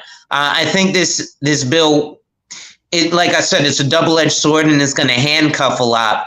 And a lot of the people who were, crying for the bleeding hearts, unfortunately, are, until their blood is in the street, they're going to push harder for a lot of these changes. I personally, I'm fine with, I've been harassed by police before. Hey, you look like such and such, this, that, and the third. Okay, so it's inconvenient. I'm 20 minutes late. Hey, guess what? I got stopped by the cops. I'm not the guy who was running around doing A, B, C, X, Y, Z. They actually caught the guy. Do you think I'd have been happy that they caught the guy who shot me 5 times? Yeah.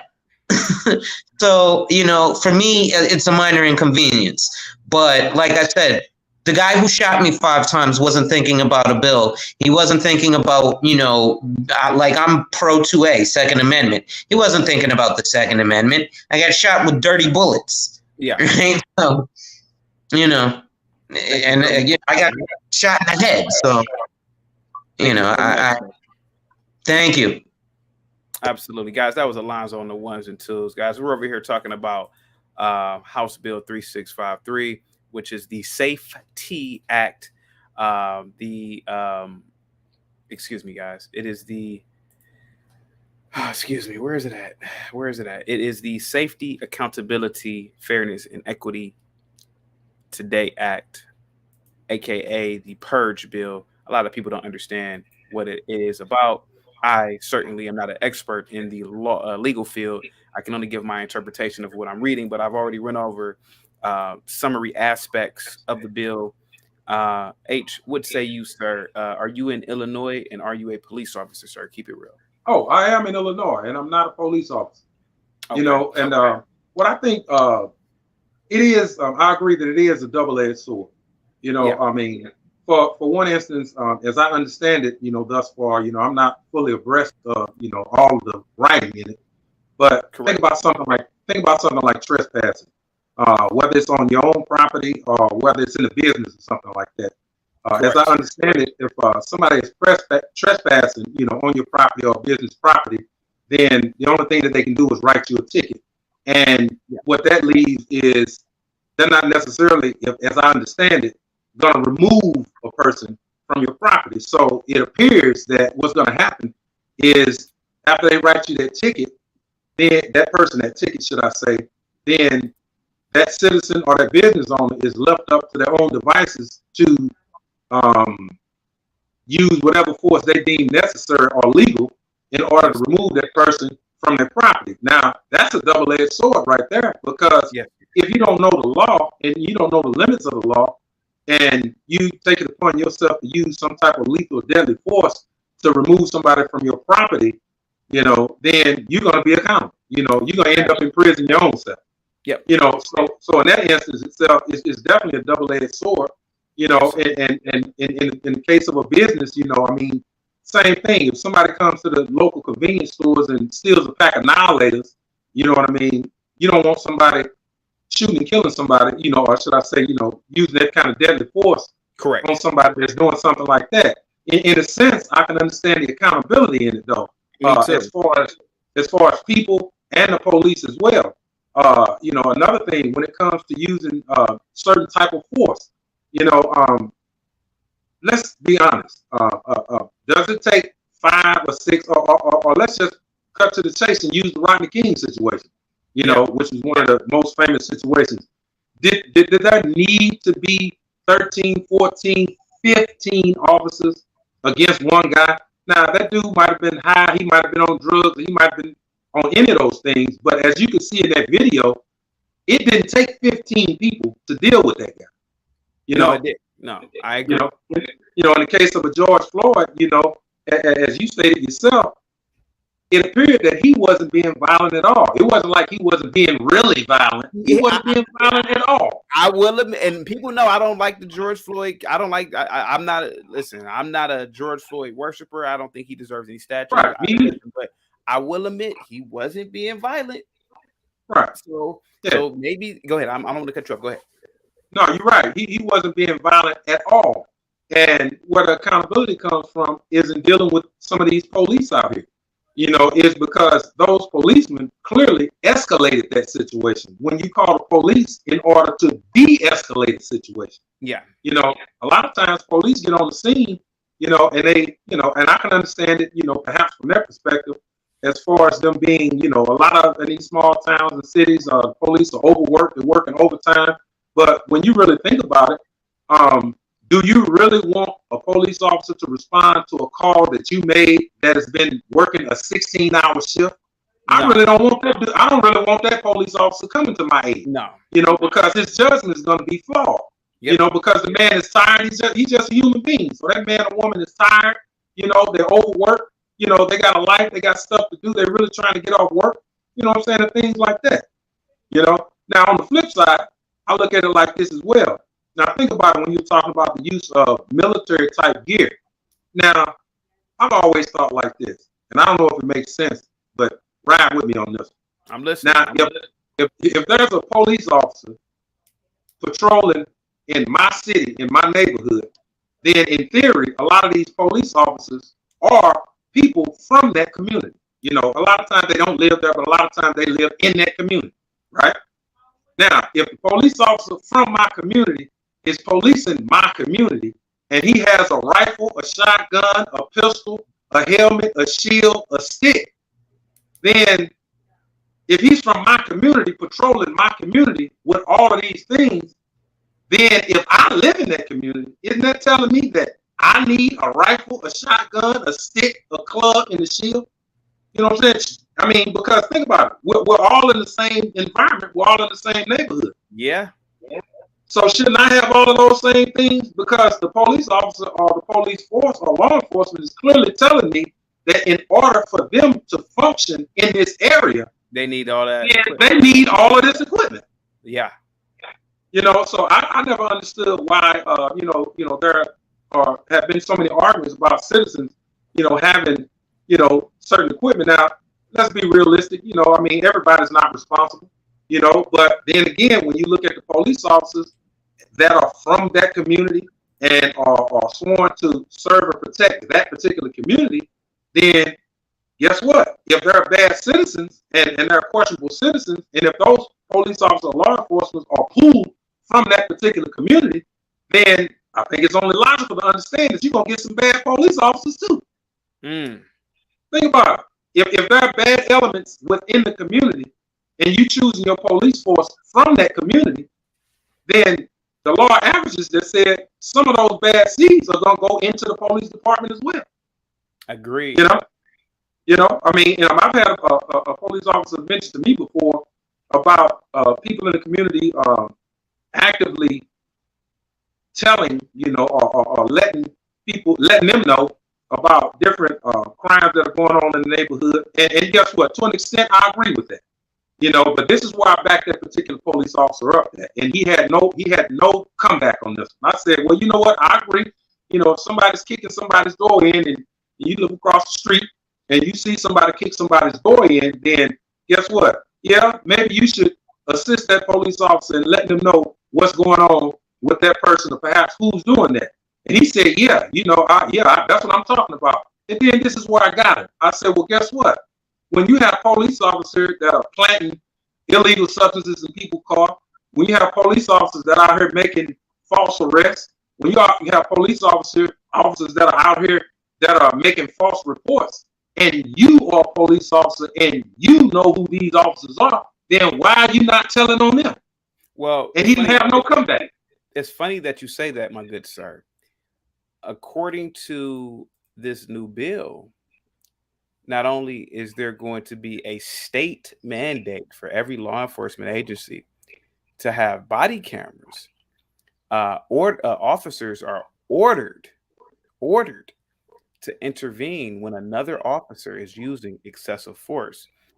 So going back to what you're saying about the whole thing with even planting drugs, etc., like you're saying that these things may happen.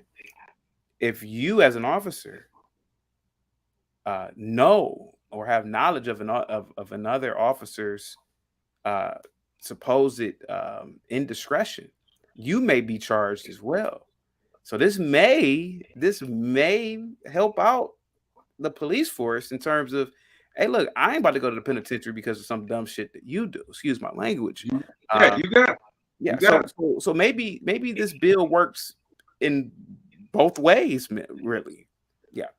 Exactly, and you're exactly right with that, because I think you have to have a camaraderie with regard to people that are in police force and the law enforcement. You have to have a camaraderie, and that's what a lot of police officers kind of bank on and they rely on, is that camaraderie. Because they're all doing the same type of job, but within that camaraderie, then part of that camaraderie should be holding each other accountable as well. Accountability, correct. Definitely should be, holding each other accountable. Because again, like I was saying, this bill is a double-edged sword, and I think, I agree with one of the other guys that you had on the panel, is that in a double-edged sword, then you also have a lot of police officers that know how to arrest someone, they know how to apply force, but they really don't know the law. Think about it. You see a lot of content on YouTube. They have channels dedicated to cop watchers and people people having their rights violated when they're being pulled over. And it's clear that probably 90% of police officers don't even know the state statutes or anything. They don't even know any of the statutes. Now, I'm not saying perhaps they should, because there's a difference. There are a lot of laws on the books, and I don't think there's any human possible that can retain all of that in their mind, but at the same time, but at the same time, a lot of these police officers, they are those that are violating people's rights. They appear to be the very same officers that really don't know the law themselves. And those particular law enforcement officers are the ones that are getting the police department sued, the city sued, the state sued, and people are losing the whole, the communities are losing a lot of money with regard to that, just because you have, a few bad apples, that want to have all of the perks. Think about it. When you have when you're in law enforcement, there are perhaps a lot of perks that go with that, but there also is a lot of responsibility that goes with that, and a lot of accountability that goes with that. And it appears that some of these officers, they don't want the accountability part of it. They don't want to educate themselves on what it is to do. They don't want to do that, but they want to walk around with their chest, stuck out, and they want to, violate people's rights, because again, when your rights are violated, that's a terrible thing. And people really find themselves, in a sticky situation when you don't know what the law is yourself, and that's unfortunate as well. When people don't know the law, no average citizen. I don't think any average citizen is walking around with an encyclopedia of knowledge of knowing all of the statutes. Well, this is why I say it's a good thing that we're having a debate like this, and it also gives the opportunity for people to research the bill. It's House Bill 3653. Research it. We read. We watch. What's it? Road Star Hip Hop. We watch The Shade Room. We read Instagram memes, etc. So why not read this? Well, I don't have to read it because I don't live in Illinois. Thank you, John the Baptist. Thank you so much again for the $5 super chat. Says a police officer should not be afraid of a mere man. I agree with that in regards to what Alonzo was saying. And Bob with the $5 super chat says regulations incentivize the worst people. Get a woke cop in force and she'll be turning in dudes left and right. Ooh, I never thought about that, Bob. Yeah, get you some woke people in there. Get you some woke people in there. We live in some of the most woke times ever. Why not? Sir, let me ask you a question. Sure. Are you familiar with the term persona non grata? No. Persona non grata means essentially unwelcomed. what I believe should happen, right? Especially since you live in Illinois, you look like a well-to-do individual, probably a business owner, if I'm guessing correct, right? No, I'm not a business owner. Okay, I'm about but my business. okay, you what? I'm about my business. Oh, okay. Now here goes the thing. I'm a store owner. I'm not a store owner, but I'm just giving an example. If I'm in Illinois, I'm a store owner. We know that Jack is the local dope fiend. We know that Jack, he's on dope. He comes in. Sometimes he buys an ice house. Sometimes he buys a bag of chips. But sometimes he comes in and he gets to acting the fool, tearing shit up. We got to kick his ass, and then we got to kick him out every now and then. You know, you got stories like this. But we know that's Jack. Yeah. Jack, you can't keep coming in here acting like this, man. We can't keep beating you up, throwing you out. We can't keep doing this. Because what's going to happen is one day the police are going to come here and they're going to kill you. You know, we got to put a persona non grata on you until you get off the dope, until you're able to come in here.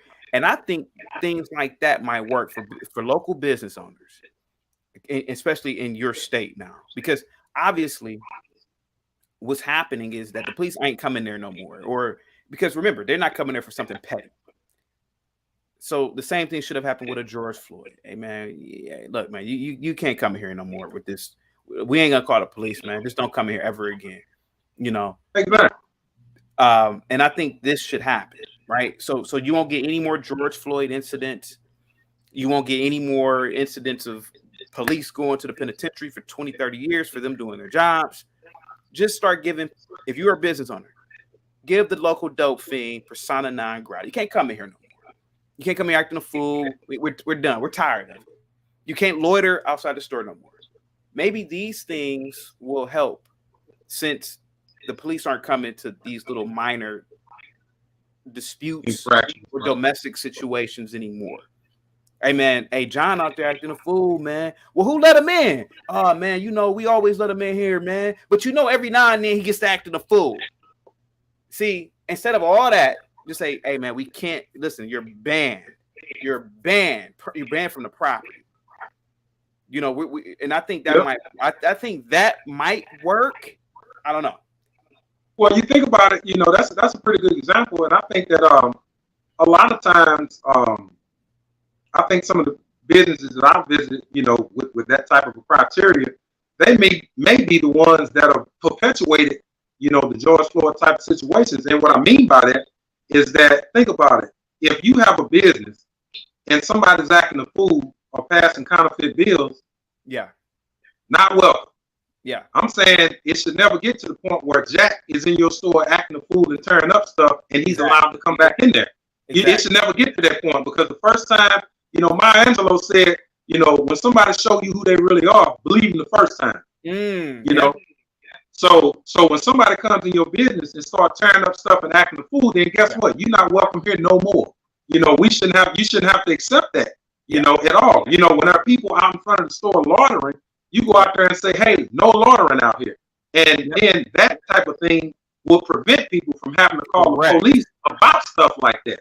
Correct. You know, if you cut it off, but like I said, if you allow Jack to keep coming in the store, you know, just because he's buying a 99-cent Keystone beer and a 50-cent bag of chips, you know what I mean? If you're gonna, you know, tear up your business, fooling with $1.50 worth of merchandise or a sale, then you know that really doesn't make sense. You know, so in a sense, a lot of those people perpetuate, you know, a lot of those business owners, you know, with that mentality, they kind of perpetuate this type of a scenario by allowing people to come in. Think about it. You wouldn't let somebody come in your home. You know, if somebody comes in your home and you say you got to take your shoes off, and, you know, somebody say they don't want to take your shoes off, you don't say, well, I tell you what, I'm going to let you slide this time and walk on this white shag rug that I just cleaned with your muddy shoes on. I'm going to let you do it this time. No, you ain't going to let them do it this time.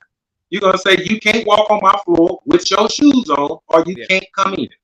You know, you set that expectation up front, and then a person has their own ability and their choice to say, well, I'm going to patronize this place or I'm not, or I'm going to visit this guy's place or I'm not going to visit.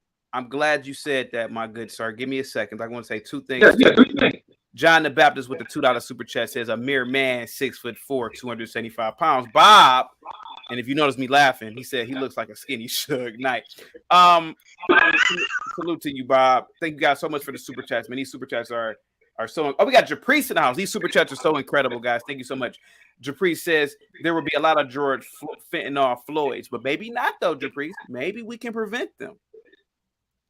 Maybe we can prevent them if we set the standard. You can't come in here dope fiend out. You know, but I gotta say something real quick. You're in Illinois, so you know about Put-in-Bay, right? Put-in-Bay. Put-in-Bay is an island that is off of Lake Erie. What island are you off of? You're off of Lake Michigan, right? No, I'm down in Southern Illinois. Oh, okay. So I'm not in Chicago. I'm in Southern Illinois. There's an island off of Lake Erie called Put-in-Bay. Every year, good sir, they had Christmas in July. Oh, fun. I mean, absolute fun. I mean, you know, 1 year, 3 years ago, people from Detroit came down. They acted a fool. Put-in-Bay.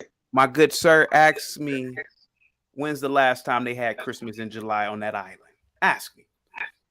They haven't had it. They haven't had it. There you go. There you go. They even though Christmas in July brought in so much money for those 4 or 5 days, the people on that island, whatever council, it's still a part of the USA. So I think it's a part of Ohio. Whatever council they have, Business Owners Association, they said it ain't worth it, and they got rid of it. Exactly. What was the other point I was going to say? It was another point I forgot what I was going to say, but nevertheless, you have to have preventive measures to stop something from catastrophically happening. And in my opinion, if you want to stop certain things from happening, listen, you know the police ain't coming to your rescue, but you can stop these things from happening. Start banning people from your stores. Yeah, you're banned. You can't come in here. You know? Exactly. You can't come in here. You gave the example about the person's home and the white carpet. When I was a kid, I went to my, like when you're a little boy, you go to your friends' houses to play like Sega Genesis, whatever little games. A lot of my friends had old school black moms. You can't come in here acting a fool.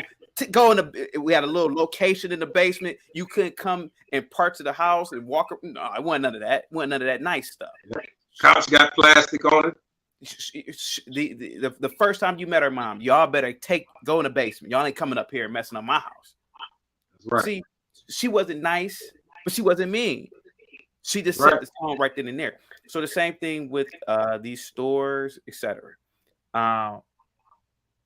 Maybe business owners are going to have to start doing that. Hey, man, y'all can't come in here acting a fool. Y'all can't come in here with these hoodies on, because that's an indication right there that you're up to no good. What you coming here with this hoodie on for? No hoodies. Maybe business owners can do that. Hey, man, you can't come in here with no hoodies. Hey, you can't come in here without wearing a suit on. Maybe clubs are going to have to start doing that. Hey, man, it's a dress code. A dress code. Right. A dress you code. Have to have a standard. Mm-hmm. Right. You have to set the narrative. You have to set the expectation. Think about it. I've known that there have been, some businesses, when you mention clubs, to where, they may have started out with a specific dress code, and then, for whatever reason, the business fell off, and then they start easing or laxing that dress code. But you have to understand what comes with that. Correct. What comes with it. If people come, to the club or to the party with their fighting clothes on, then it's probably going to be some fighting going on. The police in Illinois, sir, they ain't coming to no parties, these clubs anymore. They're not coming. So in my mind, I would say, you know what? They ain't coming here to stop no fights, to stop no problems. We gotta set the standard here. We gotta have a dress code or something. Niggas ain't about to fight in no damn suit jackets. No, could it happen? Yeah. But it's not as likely. It's not likely. It's not as likely. Correct. Japri said no hoodies, no sagging. Yeah. So maybe to prevent a lot of George Floyd situations, hey man, no sagging, no this, no that. Maybe the people are gonna have to start making the rules now, because they know, hey, the police ain't doing. Listen, they're not about to risk their jobs and livelihoods for minor cause anymore. They're not coming anymore. So maybe the people in Illinois, hey, look, man, I need some kids walking down the street with some hoodies on. We as a community, we need to keep a tab on them. Who are these kids in this neighborhood? We got to keep a tab. Yeah, it's difficult. That's kind of difficult. But you know, I imagine if people want the accountability to be on law enforcement, then you know that accountability is going to have to also be on the people as well. You know, in a sense, it's like we're holding each other accountable, because again, you know, it's going to be a double-edged sword out here when you start calling the police because somebody's trespassing. You want somebody out your house, and they're going to tell you, hey, you're going to have to put them out of there. You got to put them out. We ain't coming to murder. Hey, look, police officers are die in a lot of domestic situations, domestic abuse situations, etc. Police officers don't want to be liable anymore. Hey, man, we ain't coming to any more domestic situations like that. We're not risking it anymore. They said, "Sup, CT. Hope all is well. Appreciated your Thomas Sankara showcase. Thank you so much. God bless you. You showed us how many alpha males are in the Black community. Yes, Thomas Sankara was definitely an alpha male. Sir, how would you deal with? I think I already asked you that, so I don't want to ask you that again. Matter of fact, I did already ask you that. So. How do you think this will affect you personally, this law? Me personally, I can't really see it immediately really affecting me. I mean, well, I guess you can look at that a couple of ways. I stay out of the way. Number one, I stay out of the way. So, you know, I don't attract problems or things of that nature. But then and again, who walks out of the door on any day that's looking for a problem, that finds a problem? You know, so I guess how it would affect me, I would say I just have to be abreast of the local laws and statutes that deal with what I would have to deal with regard to dealing with that type of a situation. You know, should I come into a situation, you know, because I think when you get older, you know, a lot of times when you get older, for me anyway, when you get older, you tend to kind of hang around older people, and you know, older people do things a little bit different. You know, I mean, if you're out here hanging out with the youngsters, you know, which nothing is wrong with that, you know, but if you're out here hanging out with the youngsters, then you know, there are things that come with that, you know. So you have to be cognizant of your surroundings. You have to be cognizant of where you go, be cognizant of where you are and what you're doing, you know, and you know that in itself is accountability. You have to be accountable. You know, you have to understand what comes with what it is that you're doing. Sir, the people of America pretty much asked for this type of law. They did. Do you think that people are going to regret this? Okay, I think in the beginning, I don't think people are going to see anything. And that's just prediction. Now, in the beginning, I say I don't think they're going to see anything. And the reason I say that is because, think about it, just like we mentioned earlier, a lot of the police officers don't really know the law anyway. Correct. You know? Yeah. And then there are a lot of police officers that have been breaking the rules anyway. You know what I mean? They've been breaking the rules, making false reports, making false arrests. They've been doing that anyway.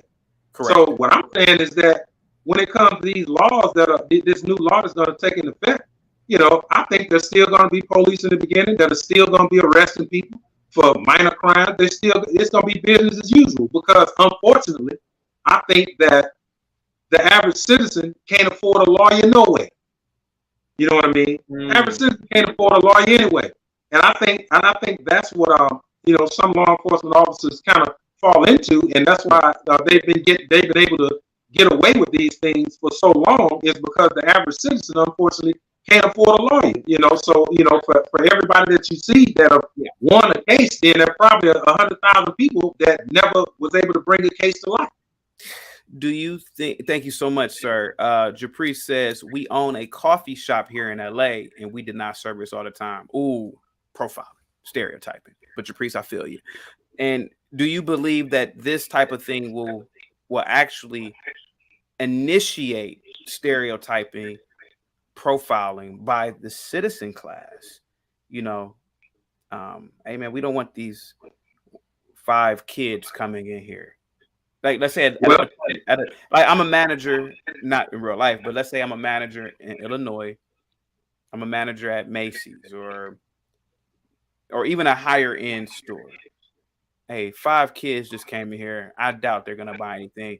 Hey guys, you guys have to leave. Do you think that that's gonna start happening to prevent boosting? Because the police ain't coming to no boosting situations anymore. They're not. Right. They're not coming to any boosting situations. A lot of these stores now, particularly where I'm at, they even have age restrictions on when kids can even be in these stores, malls. Is that a good thing if you're a manager and you say, hey, the 5 of you guys have to leave? Well, I think or you can't even come here at all. Go ahead. Right. Now, I think, you know, for one, I think that they're doing that already anyway. When you say stereotyping, they're doing that already anyway, and they've been doing that. They're gonna keep doing it. You know, people that stereotype are gonna stereotype. That goes on every day, you know, all the time.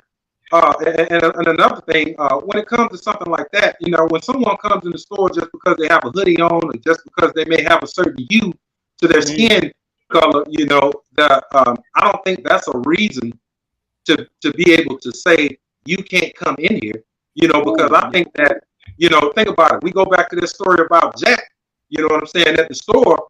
The reason we banning Jack from the store because Jack in the store tearing up shit. He is not tearing up shit. He's not acting a fool. And we can understand that we need to get Jack out the store and ban Jack out of the store. You know, but when you walk up in the department store and, you know, hell, when you get off work, you know, you may be a mechanic and you got, you know, dusty clothes on. I mean, just because you got dusty clothes on don't mean that you're a dusty dude. You know what I mean? You just got off work. So that wouldn't be a good idea to say this dusty dude right here, we don't want your kind in here because you look like you might cause some problem. You know, you know, I don't think it will work quite like that. You know, when there's a particular conduct that you detect that is, you know, unsavory, you know, for your business, you know, I mean, within reason, then sure, you know, I think that, you know, just like the issue with Jack at the store, yeah, you know, you deal with that. But, you know, if somebody's not acting a fool, you know, if somebody's not clowning, you know, just because they come in the store, then, you know, think about it. What does a booster look like? You know, what does a booster look like? Well, okay, I don't want to, I promise not to stereotype this episode. I'm with you. See, I was going. Yeah, I'm with you. See, I was just calling you on that because to me, what does a booster look like? What does a killer look like? Okay, well, you know, what does a good person look like? Okay, I'm gonna be stereotypical one time this episode. 3 black skinny girls walking into a Macy's. But to me, that's what it is. I mean, come on now. That's what it is. Oh, come on now. You know I know what it is. When I was in high school, even the smartest girls in my school, they would skip school every night, and it'd be 4 little black girls. They go boost. They'd come back and they'd have some high end, you know, some clothes. They wouldn't do it all the time, and they weren't necessarily bad girls. And now that I think about it, I couldn't imagine the next day in school somebody saying, you know, Jessica got shot because she was boosting and she started to resist arrest, and I would have been upset even as a kid. So maybe the whole idea is to prevent teenagers are out of control in this country, obviously, right? Oh yeah. And so, you know, when I was a kid, boosting was the worst thing that girls that I knew were doing.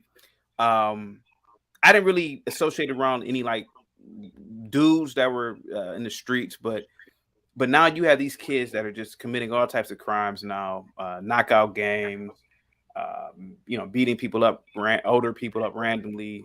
What do they call it? Flash mob in stores. Maybe hey, you can't come in here. Maybe there should be signs on the door. If you are under 18, you can't come in here. When I was a kid in the 90s, sir, I'm not going to name drop where I'm at, but there was a there was a building, and it's a big shopping center, and it's in the downtown of where I'm at. Hey, you couldn't be in there if you were if you were like 16, 15, 14, they didn't let you in there. Even after school, the security, they immediately came to you and kicked you out. Say, get out of here. No talking. Just don't talk to me. Just get out of here. And and when a person is telling you, "Hey, that's that," you kind of like, "Oh, okay, all right, bye." And the other stores in there didn't let you in, and I think that's what needs to happen. Sure. And a lot of people in the chat are agreeing. This bill also, it expands services for crime victims and supports compensation to crime victims, which I think is a good thing. Limits short-term commitments for individuals with 4 months or less left on their sentence. Modernizes sentencing laws by reforming the habitual criminal penalty enhancement and felony murder statute. Let me see. It provides services and programming for pregnant, incarcerated individuals and requires the medical treatment be provided to them without unreasonable delay. That sounds good, right? Yeah. Let me see. It also allows you to have 3 phone calls instead of 1. It requires that police officers get extra mental health treatment, which I think is good. So I think this bill is pretty good. And again, sorry, I got to go back to what I said. It is a statewide mandate now that all police departments have body cameras, which I think is a very good thing. And by the way, also, if anybody's coming in, it also allows prosecutors to start building cases. So, hey, look, you can boost all you want. You can do all this all you want. But if you got cases upon cases, and let's say you get charged with something later on, hey, well, this department store, they reported you. I think that's what's going to start happening too. You're going to start almost like a RICO type thing, but not RICO, right. But you're going to get charged for things that were recorded on police body cameras and stuff like that now. So things that you didn't get caught for, I think that when you get charged, they're going to go back and say, hey, you did this, you did this, you did this, you did this. And I think it's going to start being consecutive charges. Now, I'm not an attorney, so I don't know. But, damn, I lost my train of thought again. That makes sense. And hopefully, I think about it, just from watching a lot of content, from these channels that are created, for such, a body camera is only good if the police officer turns it on. Well, I've seen content where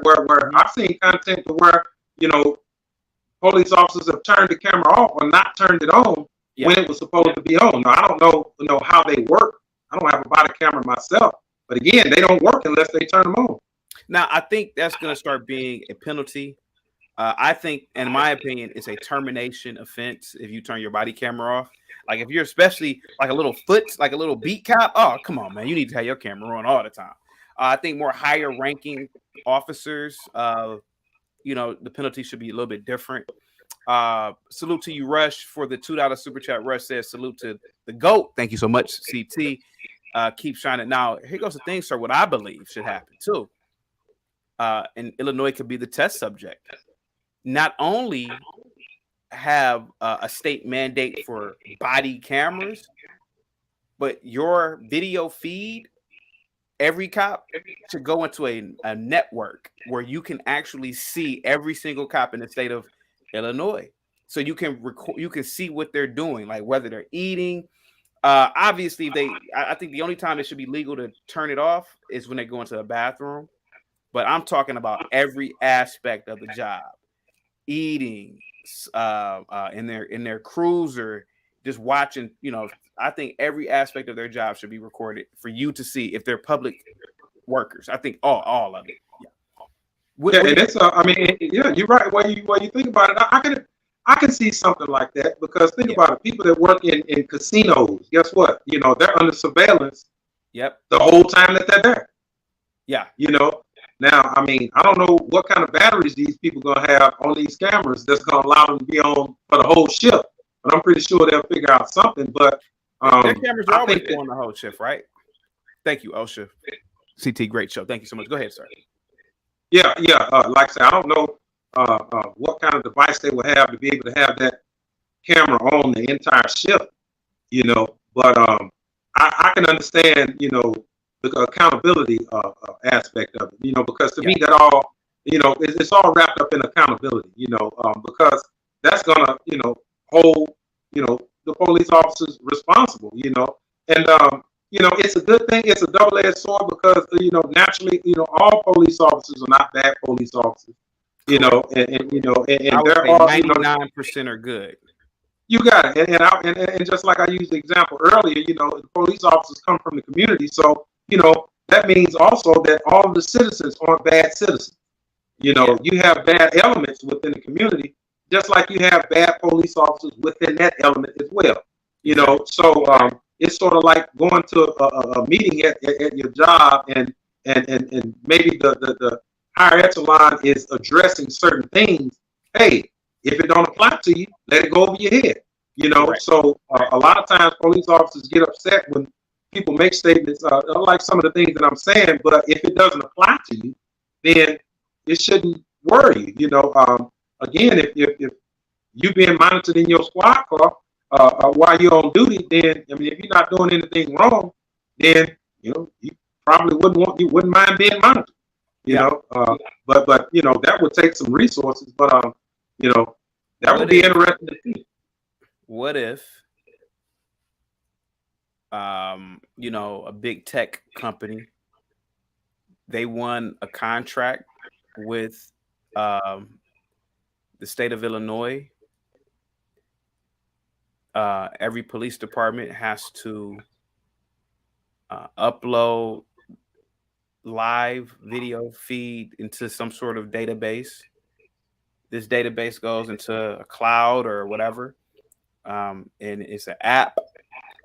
And you, as a citizen in Illinois or anywhere, you literally can be like, okay, which department do I want to look at? Which officer do I want to look at? Oh, I think man, dude, could you imagine that? Oh, that'd be insane. And then you can listen to their conversation. I think you should be able to listen to their conversations.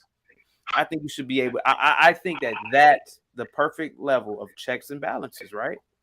Perfect. Well, I believe that you have some places of employment that have something like that. Again, like when you're working in casinos and places that have cameras in there, maybe department stores that have cameras in them 24 hours. So you have a certain level of that. I think that when you're talking about law enforcement, I think, on one hand, you got to look at it. If people were able to see live feeds on police officers, then I don't know if that would be a good idea if they could tell their exact location, because then, if the police's exact location, then, that's going to get a bad element an opportunity to do what they need to do, because, they know the police is down the street and I'm on the street. So if I want to do something on the street and they down the street, I can do what I need to do, So I do understand what you're saying, but, on some level of that, because again, I think it all wraps up into accountability. Well, they have apps right now where you're driving, they give you a detail on where cops are at. So even if you want to commit a crime, hey, like cops over there. I really feel like it's a thing of just checks and balances. If the police are not going to come to certain situations, then you as the citizens should say, okay, well, I want to know what you're doing at all times. Then I think there should be a level of just a check and balance. And I want to be able to hear what you're saying. I want to be able to, unless you're in the bathroom, hey, we should know everything about what you're doing because we're paying you. Yeah. The body politic is paying you. And I believe that maybe there should be some incentive. Maybe police officers should get maybe a 20% raise in Illinois if Illinois would be the test subject in terms of body cameras. Hey, keep your body cameras on. We're going to pay you 20% more, I guess. That's that. I think that'll work both ways. I don't know. I think it'll be a good idea. Yeah, it would be a good idea. And, it may produce a different type of police officer. It may get back to that thing like from the 70s you were talking about, to where, you had more transparency, perhaps. Where you have more transparency and you have more interaction with the community themselves, because it's just like you're saying. But you know, on a societal, on a whole, with society now. I mean, I've had this debate several times with different people. People say that the teenagers or the youngsters are out of control nowadays, and my stance on that has always been: think about it. Are they really out of control, or are we just the old people now? Are we just the old guys now? Nah, you know what I mean? Because I can remember when I was younger. Now think about it. There was killing when I was younger. There was robbing when I was younger. There was stealing when I was younger. All of those things, none of those things are new. None of those things are new. Okay. Hey, H, I'm gonna do a panel in 24 minutes for the last 30 minutes of the show. I do have another person in the back. You've been an incredible guest. Thank you so much, sir. And if you want to, please come back at 4:45, and I will do. Was it 4:45? Want to do it at? Or let me see, 24 minutes. Yeah, about 4:40, and I will do a panel. Thank you so much, sir. O'Shea Lennox, the hobbyist, says, thank you so much, H. Says, CT, you keep on mispronouncing my name. O'Shea Lennox, I apologize. Thank you so much for the cash apps and your support. Salute to you. My apologies. Let me see who's in the back. Guys, please, guys, hit the the super chats. Thank you guys so much for supporting the show. Politics are never a subject that it's flowers and cake. A lot of it is very hard to talk about. But this law that's going to go into effect, or this House Bill 3653, is a very interesting one. Let me see. Pride says 20% for good policing and de-escalation. I agree. I think if you had body cameras on police officers that were live fed 24 hours a day, oh man, I think people would just love watching what police do for hours. I think that might be a new avenue too for maybe YouTube to do. You know, hey man, that's Officer such and such, man. He got 50 million views or something. Is it, I think that might work. O'Shea Lennox says, CT, sir, you are welcome, with the $2 super chat. Guys, thank you so much for the super chats. How to, man? What's up, man? How you doing? Are you from Illinois, sir? No, I am not. Okay. What do you think about this House bill? I don't know how much of the show you've been watching. I can go over different summary points from the bill if you would like me to do. Are we still on the Safety Act? Yeah, it's correct. That's we're still on the Safety Act. What do you think about the Safety Act? I'm glad you called it by its real name instead of the Purge bill. Go ahead. I don't really know what to make of it, right? It seems to me that they're trying to give more liberties to people that are in police custody is what I've really extrapolated from it so far. Correct. But I'm not aware of what the detriments of are past what it is with allowing them, right? I see where they're saying that might open up the door for some people to engage in witness tampering and things of that nature. Well, let me break it down like this, right? So this is I have a list in front of me. You guys can't see it, but it's in front of me. The summary of House Bill 3653. One of them is reforms crowd control and arrest techniques, including banning chokeholds. Now, what this tells me, sir, I'm not an attorney, but what this tells me is if you're going to reform arresting techniques, the knee on the necks, which has always been a police technique, the knee on the back, that might be something that will be eliminated or reformed.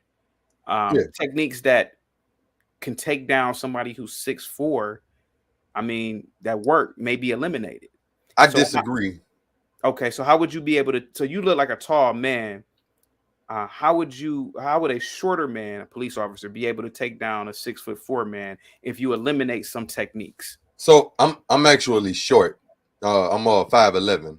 Oh, okay, okay. But a lot of the techniques, improper execution of the techniques is what leads to improper results, right? Okay. So that knee on the back, it's actually supposed to be a knee on the shoulder, not a knee on the back or a knee on the neck. Okay. I know that because I have a background in the military, right? Okay. Served for 10 years in special operations, and one of our staples that's annual training for us is the Special Operations Combatives Program. Okay. Even if you're already certified, you go through a refresher every year. Okay. And one of the things that you learn in that is takedown techniques and restraint techniques.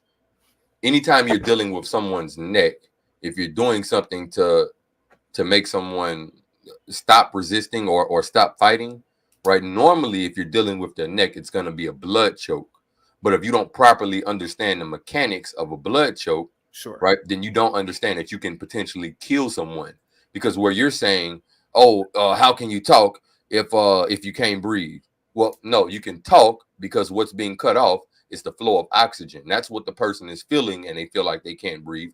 Oxygen is no longer moving. You're cutting off oxygen to the brain, right? So that person feels very much like they can't breathe, but they can still talk. But they're pretty close to death at that point. Anything past 6 seconds, and you're killing someone. And what I mean by that is an improper blood choke won't render that person unconscious. You'll just slowly kill them. You'll kill them much slower because you're decreasing the flow of blood to the head through that technique rather than shutting it off. If you shut it off for like a few seconds, that person will go out. Okay. But if you just lessen the flow of blood, you're killing that person, and you're doing it extremely slowly and in an extremely agonizing manner. Okay. On top of that, the techniques to take someone down, if you already have that person at gunpoint, right? To get someone on their knees and gain compliance, what you're doing is you're going for the back of the knee. That same little schoolyard trick that that people used to do, where they kick you in the back of the bend of your knee. Yeah. That same technique is actually part of how you get someone on the ground, right? Okay. So you go for the bend of the knee, and it's a spinning motion. It can either be from under the chin, right, and with your hand on their shoulder and foot in the bend of their knee, and they will go to the ground. They have no choice. That's physics and basic mechanics right there. Okay. And there's further techniques to get them face down on the ground past that don't involve any of the harshness of the techniques that most police departments employ. So you're saying, basically, in a nutshell, that is absolutely capable, or men are capable of techniques that will secure takedowns of bigger individuals, particularly men, that are non-lethal, that will cause minimum, if not any damage at all physically.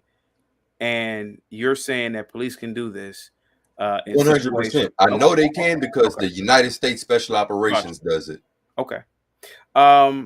What about, okay, so you are in agreement of this bill in the aspect of police technique reform, and me too, to a degree. Now, what about the bill saying that we cannot, or we can have discretion when it comes to executing search warrants if we believe that there are vulnerable and innocent people in the home? So, for example, if I'm a commander of a SWAT team and I get intel that, hey, this house may have 3 adolescent children in here, despite the fact that this is a coke distributor, crack distributor, I'm not going in there, or we're not going in there, because I don't want to risk the lives of innocent people in there. I don't want to risk my police officers' lives. What do you think about this? Like, I can see how somebody could say, well, this is like a purge type thing, because now you are going to let the people continue to do illegal activities in the home. No, I actually agree with that, right? If so the problem with all of this stuff is anything in moderation and correct implementation can work, pretty much, right? So even the piss poor techniques that they were using can work if executed with some degree of professionalism, right? Okay. If executed in the correct manner and if done in moderation, they can be effective. However, the people exercising them do not execute them in moderation, and thus they receive a unsatisfactory end to all of their efforts. So the same thing with this, right? It's so easy to catch someone outside of their home. If your job is to be a police officer, is SRT or something of that nature, right? If you're like part of the SRT forces, then you have the ability to stake that home and catch and grab that person as soon as they exit the premises. And you can do that with minimal interaction or outside interactions, right? You now control the entirety of that situation. When you enter a dwelling, right? Flash the bang. When you enter a dwelling, you don't control anything in that situation. Only thing you control in that situation at that point is you. Right. So you have to be on high alert. They teach you that. That's one of the basics of like room clearing, right? You have to hit it with aggression. And if you're hitting everything in that with aggression, you're bringing the biggest hammer you can find. Everything in that room already looks like a nail. It's so easy for something to go wrong. You get what I'm saying? So you're playing with fire when you could just be playing with alcohol, which is what they'd be doing if they catch them outside. So you're basically saying that a lot of the police techniques need a lot of military adjustments. Yeah, well, what I'm saying is that their techniques are actually more brutal than military techniques that the likes of the 75th Ranger Regiment and 3rd Special Forces Group use. Yeah, I'm saying that police techniques are harsher than techniques employed in war by the 75th Ranger Regiment. And that's crazy whenever you stop to think about that. America's foremost airfield sieger and pretty much city demolition team, the 75th Ranger Regiment, uses more humane techniques than police departments in the United States. That's a crazy juxtaposition. Yeah. Okay. What about, and you're giving good answers to this as well. I mean, great answers. What about the 24-hour, not 24-hour, that was mine. What about the state mandate for all police officers to have body camera effective in 2023 in Illinois? All police officers should have body cams? According to the House bill, in 2023, all police departments in Illinois are going to have body cameras, are going to be mandated to have body cameras. Do you think that's a good thing? Yes, absolutely, 100%. Go ahead. So I think that's a good thing, and that has nothing to do with my military background or anything. But what it does is, and there's still a way to get around it, right? There's a video of a cop that had his body cam on, and he knew exactly how to move his hand right out the way of the body cam, and he tried to plant drugs on a guy that was in his car, and they did a review on that officer, and it turned out that he had been doing that on hundreds of unsuspecting black men in that area, right? And that was completely egregious. So, but what I just say that on a face level, yes, sir, the body cam is protection for that officer as well as the citizen. Okay, now to expand upon the body camera question, and this is not a part of the House bill. And guys, please, I haven't read the entire House bill. It's 760 pages. This is just me asking. Do you believe that the body camera should be accessible to the public on a 24-hour stream via an app, some sort of cloud technology or something? Absolutely. Oh, okay. Go ahead. Yeah, 100%. So unless they're using the bathroom, of course. Yes. Yeah. But outside of that, right? If you set it up to where that stream, well, not even like just accessible to the public via an app, like immediately. Obviously, it needs to be looked at and made sure, all right, they weren't naked during this time or anything of that nature, right? Right. And those things need to be filtered out. But outside of that, when an event occurs, we shouldn't be waiting on the police department to say, oh, we're trying to get the footage together. No. Turn the footage over immediately, right? Yeah. Allow this officer to be tried in the court of public opinion as well as the court of law immediately, because that's the same sentence that a citizen of the United States is going to have. They're going to be tried immediately in the court of public opinion as well as the court of law.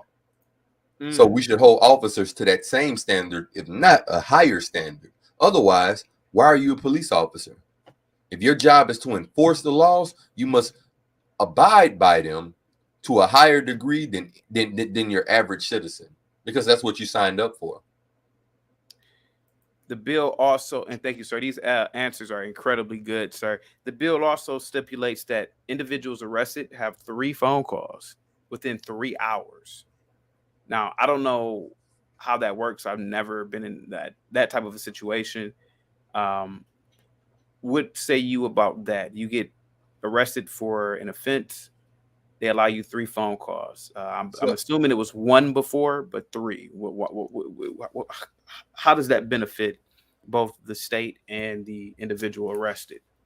I say that's a good one right there, because what happens in a lot of city jails, I can't speak for Illinois.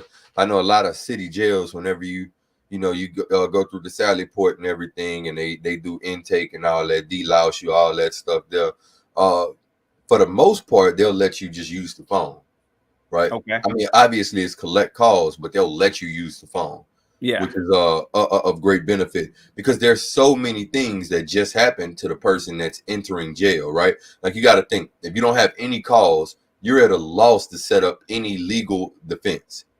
You're at a real loss to organize any legal defense, to arrange care for any financial or family matters you might have. Because when you get arrested, no one wakes up and says, hey, all right, let me take care of this. Let me pay that. Let me pay this. Let me call this person to come watch the kids. Let me set up payments for these things here because I'm going to get arrested today. No one plans on getting arrested. It's kind of one of those things that just happens, right? You know what I'm saying? So you might have planned everything else out, and then now you're in cuffs. Your entire life is on pause while you're in jail. Only thing, it's not. Everything that's outside of that cell continues to move without you, and including the charges that are against you, right? The prosecutor is already working against you. The judge is already formulating opinions. The jury is already being put together. The thing that can save you, right? Because we're saying innocent until proven guilty, you should be able to organize your defense. And those lines are recorded. So if you are doing something like witness tampering, right? Typically, that's not going to occur in the first day or so. So you should really have unlimited calls within that first day. Where witness tampering will occur is after the summary has been turned over to you by your attorney, right? Because now you know who's saying what. But until you know who's saying what you won't know until your lawyer turns over the summary of the discovery to you, how's witness tampering gonna occur? And if it was going to occur prior to that, they already knew who did what, and someone was already going to kill them anyway. So that was already going to occur, whether or not you got those calls. You get what I'm saying? And if you were foolish enough to organize witness tampering from the cell, once again, it's on a recorded line. Yeah. So your overall view of this bill, from the information that you've gathered,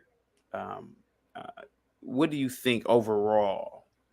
I'd say it's from what I read, it's a lot of what they don't say that has me worried. Okay, right? Go ahead.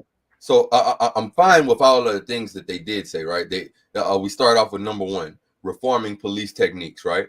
All right, it's great that you're going to remove some stuff, but what are you going to replace it with? That's the concern. What measures are you going to take to ensure that these police departments allocate and actually have funds and proper resources for issuing out this new training? What measures are you going to take for that? Because if you're replacing the chokeholds and all of that stuff, right? If you're replacing all of that stuff with a billy club to the head, that's a step backwards. Same thing for the calls, right? All right, they get more calls in jail, right? Yeah. All right, what does that process actually look like? Because there's so many ways that you can screw that process up. Is there now a time limit on those calls, or those calls now only allowed to be made via collect call? Is there a restriction on privacy with those phone calls now past the recorded line? Same thing for the wearing of body cams, right? Is there anything in place to stop these officers from obstructing the body cam unnecessarily? Is there any clause that says their hands must be visible by the camera while initiating and conducting a search within someone's vehicle, right? Because if their hands have to be in clear view the entire time that they're approaching a vehicle to conduct the search, you see now that makes it very hard to do anything like planting something, right? So it's all about the execution. It's great that they're saying all of this stuff, right? But it could just be a big how do you say it whenever someone does something with not prostration, but a gesture in vain. What is it called? Trying to figure out what are you saying? I don't know. Like whenever Nancy Pelosi went down there wearing the kente cloths. Oh, sort of like not misappropriation, but cultural appropriation, something like that, or no. I don't actually believe in cultural appropriation, but that's another story. But I can't think of the word of it, but it's an empty gesture essentially, unless there's proper execution. It's great that they're saying all of this police reform stuff, but it could be an empty gesture unless the proper efforts are made. You get what I'm saying? The proper execution is implemented. Okay.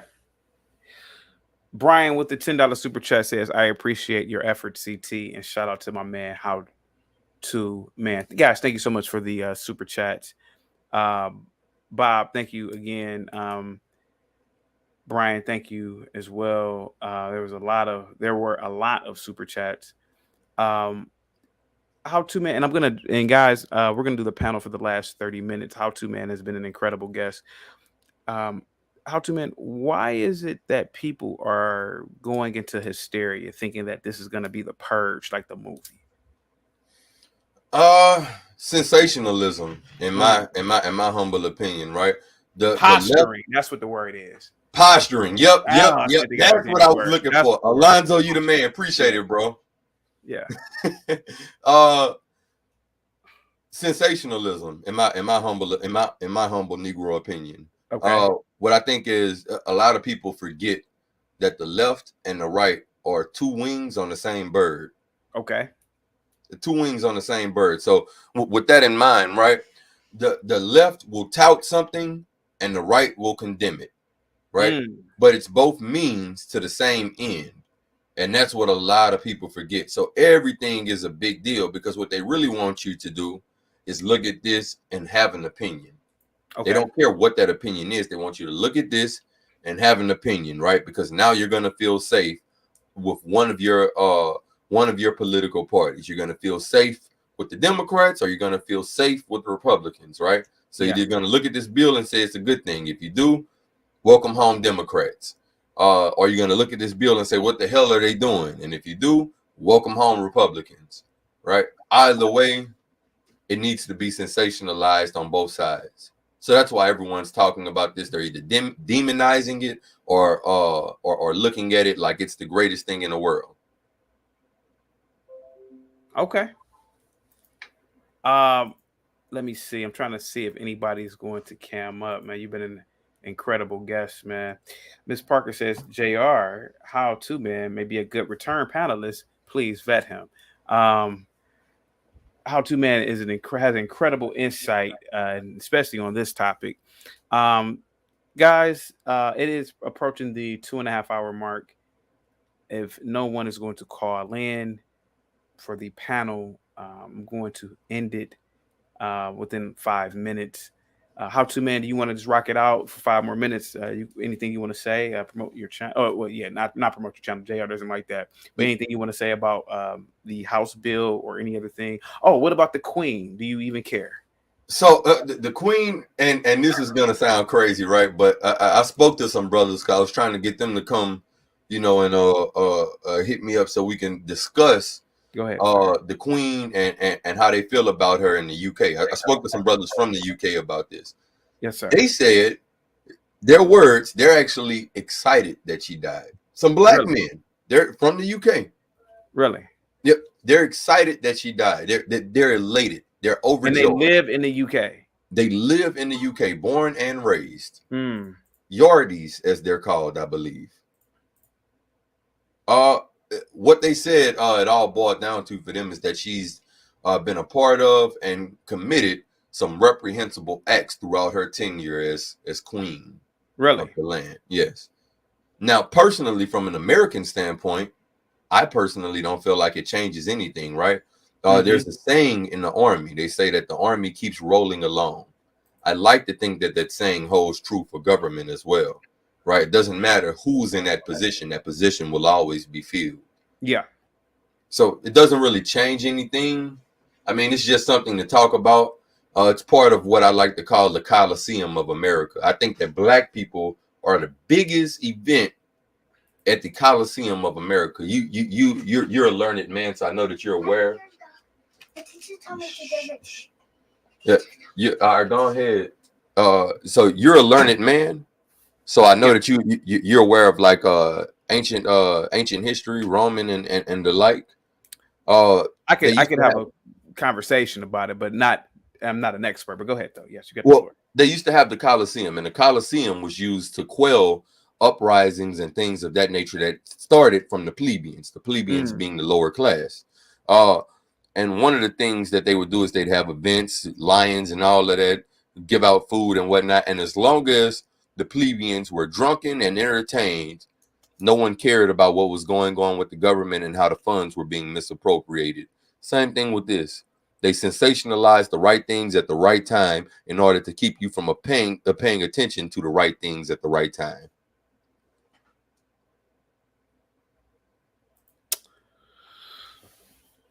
These guys in UK that said this, I was on a panel the other day as well, and I'm not going to give the name of that panel, but these guys were from the UK, and they made some, Dr. Hound says black people are in the Truman Show, and they made some disparaging comments about the Queen. Now, mind you, I am not from the UK. I don't quite understand how it really works over there in terms of the monarchy. It appears that the monarchy is more symbolic, if anything, in terms of their rule on the country now. However, their symbolic family definitely holds weight in politics and in overall culture there. In my opinion, I believe that the Queen of England presided over one of the greatest countries, governments in recorded history. Government that pretty much brought civilization to the Western Hemisphere and to parts of Asia. The very same men that I was talking to, and when I asked them, well, why do you live there then if this woman is so horrible? They couldn't give me an answer. I said, well, why don't you live in the country of origin where your parents are from? They said that, well, UK is their home now. So I find it hard to believe that this woman who, quote unquote, is a monster to these people, they would want to live around this very same monster. But what I saw was a woman who was a diplomat, a woman who required her family to put in work, to be diplomats, to represent her interest. And that family, though not perfect, appears to be a family of high society, and most people should thrive to be or to emulate people like that in terms of their culture, in terms of their speaking, their dress, etc. That's just me, though. H, can I ask you a question, sir? Did you cry when the Queen of England died? I did not cry. I did not cry. I thought that it was unfortunate. No, definitely. I mean, I don't want you to think that I celebrated anything like that. I don't know about the scandals, or I don't know about how terrible or the history of how good she was, but I particularly haven't heard many stories. Myself, I haven't heard many stories about her being terrible. And kind of going to what you were saying earlier, about how you asked that gentleman about how is he residing in a place where it is so terrible? Why don't he go back home to his homeland or whatnot? Think about it. You have people like Saddam Hussein, that was per se, the things that he did to his people over there. And I guess a lot of times, when you really think about it, it's not just so easy for people to leave. I've always thought things like that too. You have people that live in areas of the United States to where there are hurricanes every year at the same time, same bad place, same bad time all the time. And that was always my thing. Well, why are you rebuilding your house again and it just got blew down again? Why don't you just leave? And you have some people that just have an affinity, or I believe have an affinity, or want to be in a place that's familiar to them, and it's home.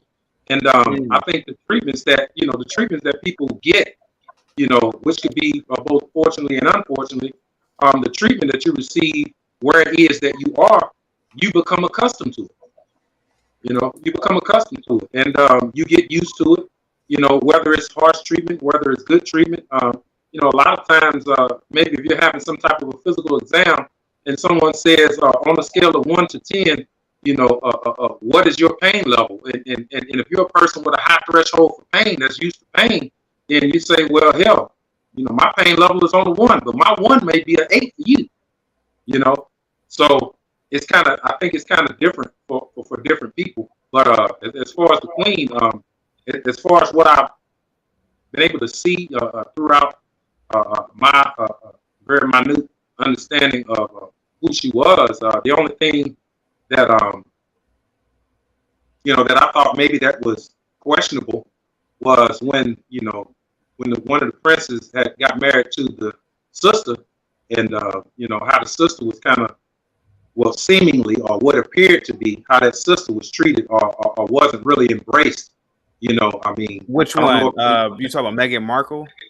Yeah, you got it. Meghan. Yeah, continue. I have a different opinion on that what you're saying, because I got my opinion on that one. But continue what you're saying. I'm listening. Yeah, like I said, when it appeared, then again, I have to say how it appeared, because I don't know. I wasn't there, so I don't know how it went. Some people are quick to make an opinion. I'm just offering suggestions on how it appeared. If it was true, it didn't appear that she was really embraced. It would appear that she was kind of shunned. So if that's to say anything about the Queen, if she had any involvement in that, then that paints a certain kind of picture as well. I have my opinions on that.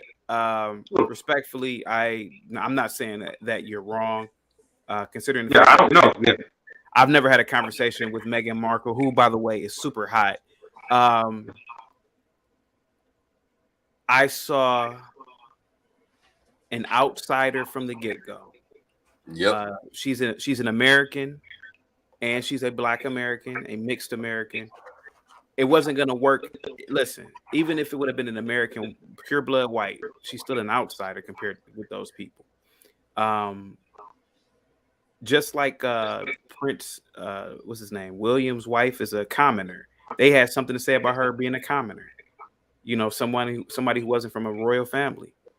The problem that I saw with Meghan Markle, at least from what I can understand, we're all American, so we really, I'm assuming, I don't know anything about it, but what I saw a girl who probably thought that her life was going to be a Disney movie, and she didn't realize that you have to put in work to be a princess there.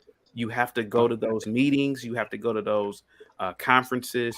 I saw a female who thought that she was going to live in a Disney movie thinking she's a princess. And because she's relatively hot, and I think that the Queen was disappointed in the fact that her and her nephew, her grandchild, were lazy and didn't want to work on behalf of her interest. That's what I saw. That's a great perspective. Yeah, and I saw that with Diana. well, Princess Diane, rest in peace. And to be honest with you, white or black, you have to put in work if you are a part of that family. You have to go places. You have to. It's like I said, they're not sitting around some palace somewhere, just like a Disney movie, just dancing and prodding around. No, they have to be delegates. They have to go to conferences. They have to go to banquets. They have to meet with leaders and talk. Blah blah blah. Yeah, that makes a lot of sense because I've never thought a bit different. What did you see? How to, man? What I saw is someone that didn't want to prostrate themselves, right? Not understanding that there is still a hierarchy to this. Sure, you're being welcomed as a higher status than just a mere commoner from this land, but there's still a certain respect that you have to pay to royalty when you yourself are not royalty or are not a part or do not have the high hand in this country, right? It's different if a Joe Biden or one of our state senators or representatives go to that land. No, I don't expect them to bow before the queen, right? In fact, I'd look upon that poorly. I'd look upon that with distaste and disdain. If Joe Biden was to bow his head before the queen, or if Donald Trump did the same, right? But when you're a commoner, right, even though you have all this money, you're still a commoner in their land. You don't have a high hand. You're not making some big business deal with these people. You have to abide by their rules. And just because you don't like their rules, don't get to mean that that doesn't mean that you get to change centuries worth of practices. You don't get to just wipe that shit out wipe that stuff out all at one go, just because you dislike it. Go ahead, sir. Oh, that was it. Okay. HR. I mean, HR. I'm sorry. H. What do you? I'm doing 10 things I want. H. What say you, sir? Go ahead. Yeah, you have some both you guys, how to manage you as well as you. You have some very interesting content, or comments on this, because I was just looking at it from one side, or just from the information that I had, which is only what you can see on television or what you hear in the media. And I've never looked at it from the perspectives that you guys looked at it. And, that's something that expand my mind, and that's why, I like this type of a discourse of dialogue, because it helps expand your mind. H, give me 1 second. We got Femsta UK with the $8.99 pound or sterling, which is actually worth more than the dollar at this point. He really gave the network $10, and somebody give me some rope here. Somebody who's in the Forex market, but it's a little bit more than $1. But he says, which home? The UK is our home. We were born and raised here. Meghan knew how the monarchy operated. I'll never let my daughter marry into the monarchy, as they control your entire life. And I think that's what happened. I think that, again, Meghan, who's an American, who came from all types of freedoms, lived in Cali, was an actress, and by the way, she's super hot. And she went over there, and the queen said, "Oh no, bitch, we don't do stuff like that over here. When you come over here, you bow to me. I don't." And then I think that's what happened. Oh, I'm bound. I can't bow to her. Why did this white woman want me to bow to her? No. You're gonna bow to her. This woman has presided over pretty much half the planet as the monarch. If you really sit back and think about it, her face is on. I know it used to be on BBC in different parts of the planet. But go ahead, though. Thank you so much, sir, for the I want to keep saying euro, but I know you guys aren't part of the euro. Pound sterling. Thank you so much. Go ahead, sir. Hey, that was exactly it. That's exactly what I was saying. You're mad at customs, courtesies, and traditions of this land, and you think that you should be exempt from them because they're foreign to you, and to you it's an act of racism. But every other person in that land has to abide by those same customs and courtesies. Yeah. Every single other person in that land has to abide by those. Yeah. So you're giving me the opportunity to be a part of royalty in this foreign land, and you can't even do just what they're asking you to do. Right? The bare minimum requirements. That was the issue for me. Yep. Yeah, that makes sense. And I am someone. I am someone that despises acts of racism. Well, chaotic knows me. Like, Yeah. I think a bit differently on a lot of topics than most people that you'll encounter. I'm what you would call pro-black, like through and through. And I just look at that as her squandering a good opportunity, and it had nothing to do with race. I totally agree, guys. Please cam up. We are talking about this quote unquote purge bill, and we're also talking about the Queen Elizabeth II's passing. Again, sir, thank you so much for that pound sterling. Guys, please hit the like button. Please subscribe to the channel. Speaking of Meghan Markle, if you are a man in the chat, or if you're a woman, from a scale of 1 to 10, with 10 being super hot, what would you give Meghan Markle? I would give her at her age, I would give her a 8.75. If you are in the chat, please put rate Meghan Markle on a scale of 1 to 10, since we brought her up in name. 1 to 10, with 10 being the hottest and 1 being Sealy from The Color Purple. Guys, I'm gonna keep rocking it out. I'm gonna keep the panel open. I guess it could be a free-for-all right now. I want to say iBusinesswoman says she's an 8. Okay, I can see that. Her age definitely keeps her down a point or two. USA gave her a 7. Ooh, you don't like light-skinned people. Femsta UK. Oh, he doesn't like the fact that she doesn't want to do her job. That's why he gave her a 6. Pride says an 8. Blue Jay says a 7 or an 8, or between a 7 and an 8. HMZ says an 8. D Swift 516 he gave her a 5. I think that he likes Instagram models. He's like a kid. He doesn't understand what beauty is. Salute to you, DD Swift. Positivity is coming your way. Dr. Hound gave her a 6-point. Nizine. DYT gave her a high 7. A normal man says, look at the 6, rating her a low. Wow. Ooh. Natural Empress says, I don't rate women. A normal man gave her a 10. Mimi gave her an 8. Empress 5. Let me see. Let me get this more rating. Raymond gave her a 6. Brian gave her a 7. Ooh, Glue says an adjustable 6. A normal man says these niggas all would crumble if they seen her in real life. Oh, they would, man. They really would. You know, I didn't realize how hot Meghan Markle was until I watched a few episodes of a show called Suits. She's super hot. Let me see. Scrap says an adjustable 6. Let me see. Pride Jesse says no women is above an 8. They all have flaws. Sir, Naomi Campbell in the 90s, despite the fact that she was attacking her assistants, sir, Naomi Campbell was a 12 in the 90s. There are some women that are just absolutely hot, and Naomi Campbell was one of them. I could give you some models right now from Sudan, sir, that you would just, you would faint if you saw them. Ducky Thought, check her out. She's a Sudanese model. Her and her sister. Oh, they're 15s.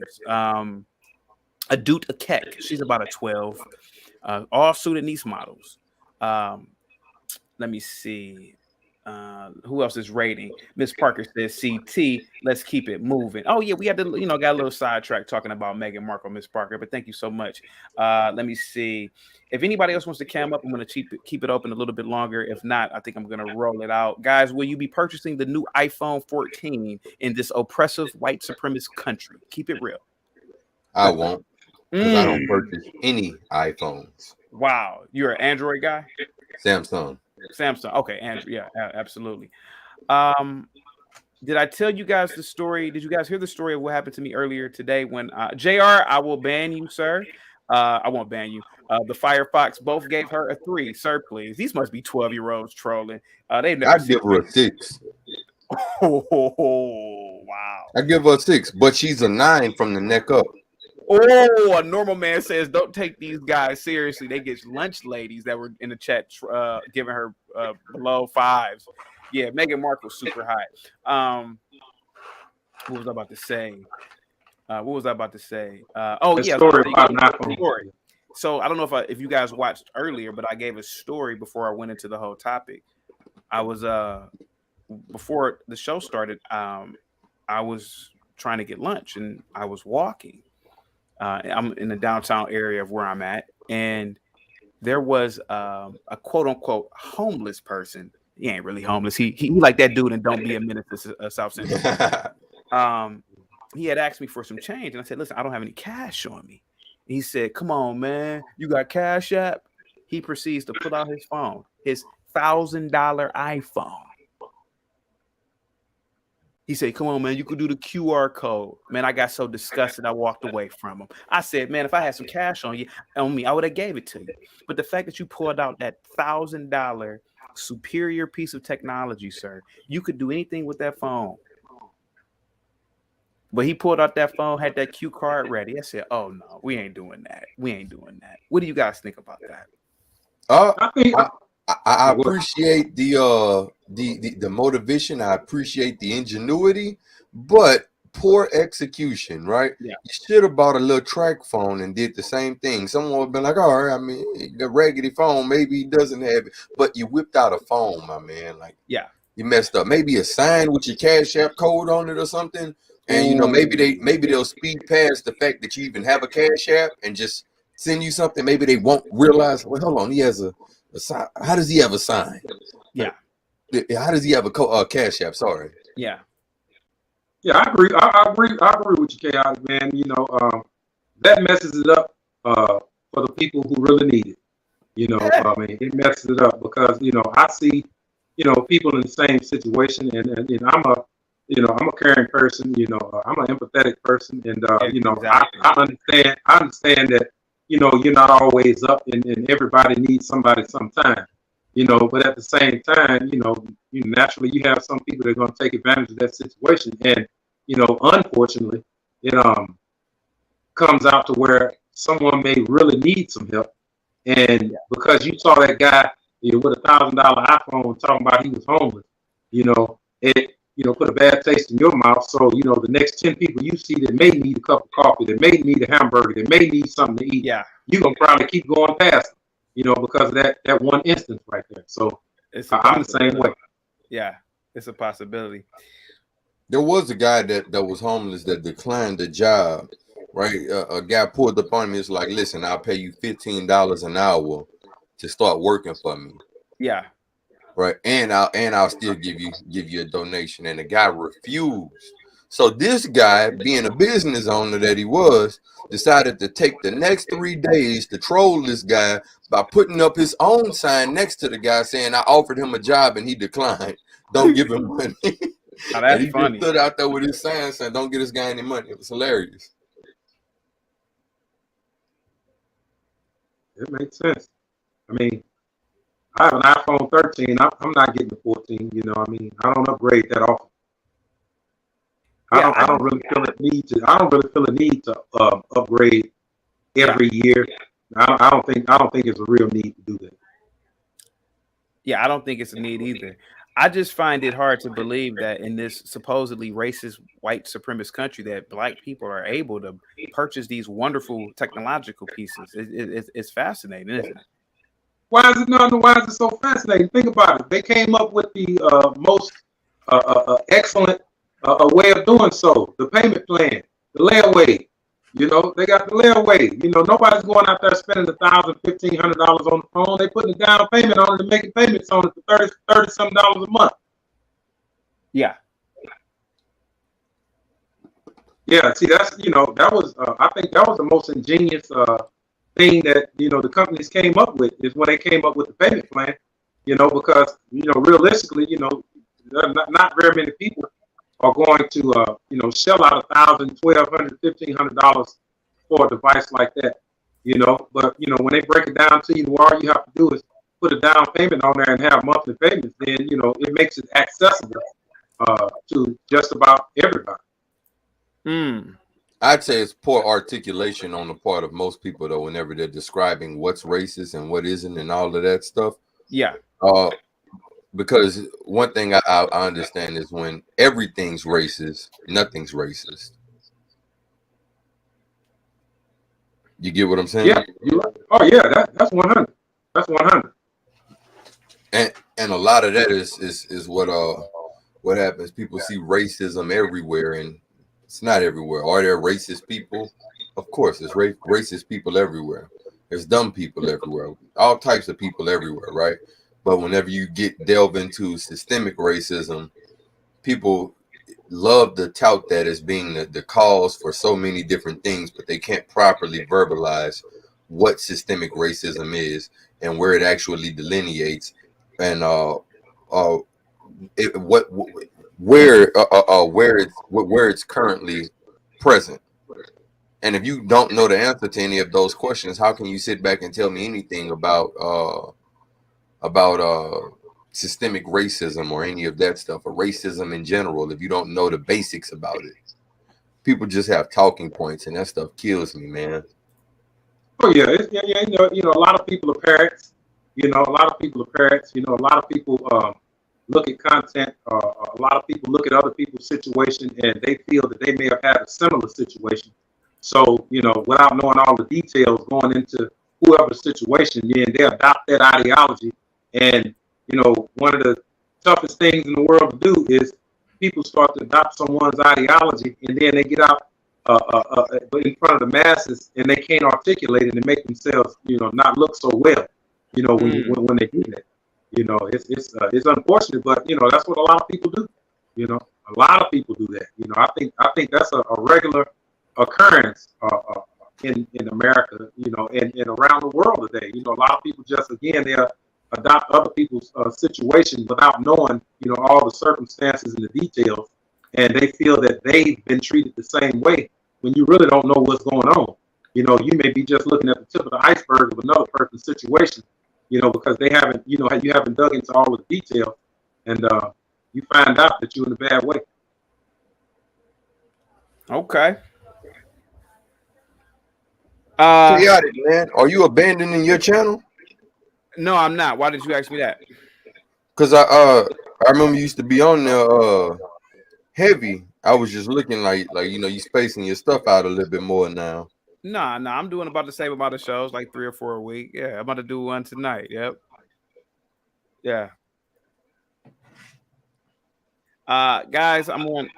If you're wondering, no, but I'm still doing the channel. No, guys, if you're wondering, I'm looking at Meghan Markle's Instagram. For you people who said she was a 3, you are out of your mind. She has a lot of nice pictures on here. Oh yeah, this is a 3 to people, right? Please. That's like a 6. Yeah. But a 9 from the neck up. Yeah. No, she's. Yeah, that's a nice picture, but that's not the 10 picture though. Okay. Not that picture. Yeah, not that picture. Okay. All right. Yeah, she's about a solid 8.5. Oh yeah. I'll give it 8 and change. I beg your pardon? 8 and change. Yeah, I'll give it an 8 and some change, all dolled up. You know what I'm saying? But you ain't waking up with it in the morning either. Well, guys, we're approaching the 3-hour mark. I think I'm gonna leave it here. This has been an incredible show, an incredible panel. You guys definitely offered a lot of insight, a lot of great perspectives. Any last words? I appreciate you, man. Absolutely. When Thank you. are you doing your shows on Lapeef? Every Tuesday. All right, every Tuesday. I'm gonna start pulling up on you, man. Absolutely. Thank you so much. Yes, sir. Yeah, me as well. I think I've already subscribed to your channel. If not, I will jump on that. And with regard to the new Safety Act or bill that's being passed, I think that's something that we're gonna have to wait and see what happens. I don't think that there's gonna be an immediate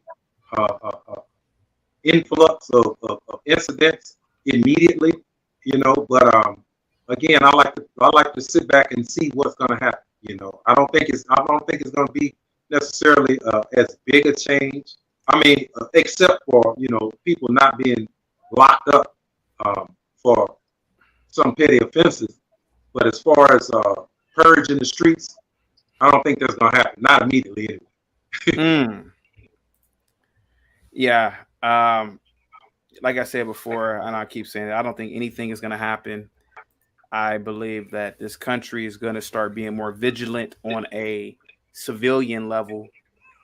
Um, a lot of people aren't going to like that kid in, I want to say it was Vegas. I did a show on it. He was an Asian kid. Uh, like most Asians, typically peaceful looking.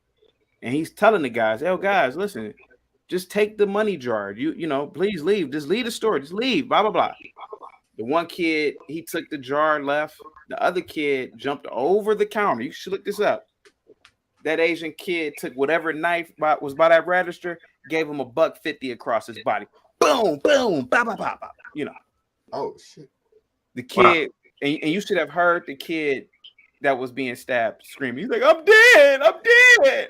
And the Asian kid just slung him out. And I think more things like that need to happen. Like, stop playing with people. Stop playing with people's goods. Stop playing with people's property. And then, like you said, like it's all up to you as the owner to figure out, hey, what I'm doing legal, and the police ain't gonna come. I mean, all he did was jump over the counter to steal, but some people ain't having it. Just like the guy in New York, the old man who got pushed. People were saying, well, all he did was push the old guy. Well, I'm like, well, what was the old guy supposed to do? Just sit there and keep on getting pushed by this big younger dude? And you saw what he did to that guy, unfortunately. Well, any words about that or about the I think we're really gonna have to really see or dig into this safety act a little bit more, because if you really think about it, I mean, a seatbelt violation is a ticket, but guess what? You're still getting pulled over for it. Yes, you're still gonna get pulled over for the ticket. So I don't know if how it's verbalized as far as if someone's trespassing or something like that. I don't know if the police is not gonna show up. Because a lot of times police presence alone is enough to deter certain situations. So again, if you call the police, I don't know if it's that they're not going to come. There's just not much that they can do, other than for some of these offenses, they're just going to write you a ticket or whatnot. But they have to be there in order to write a ticket. Okay. If that's the case, because like I said, because we keep kind of falling back on thinking that if you call the police, they're not going to come. I don't know if it's that they're not going to come.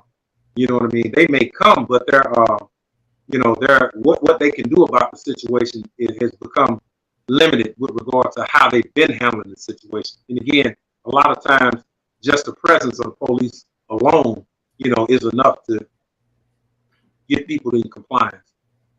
Okay. Thank you so much, H. And on that note, H, our two man, thank you so much, man. Come back next Tuesday. And if you want to come to my show, come to the Chaotic Truth. Guys, thank you so much. Yes, sir. Right. Absolutely. Guys, that was an incredible show today. Great insight, especially from how two man H.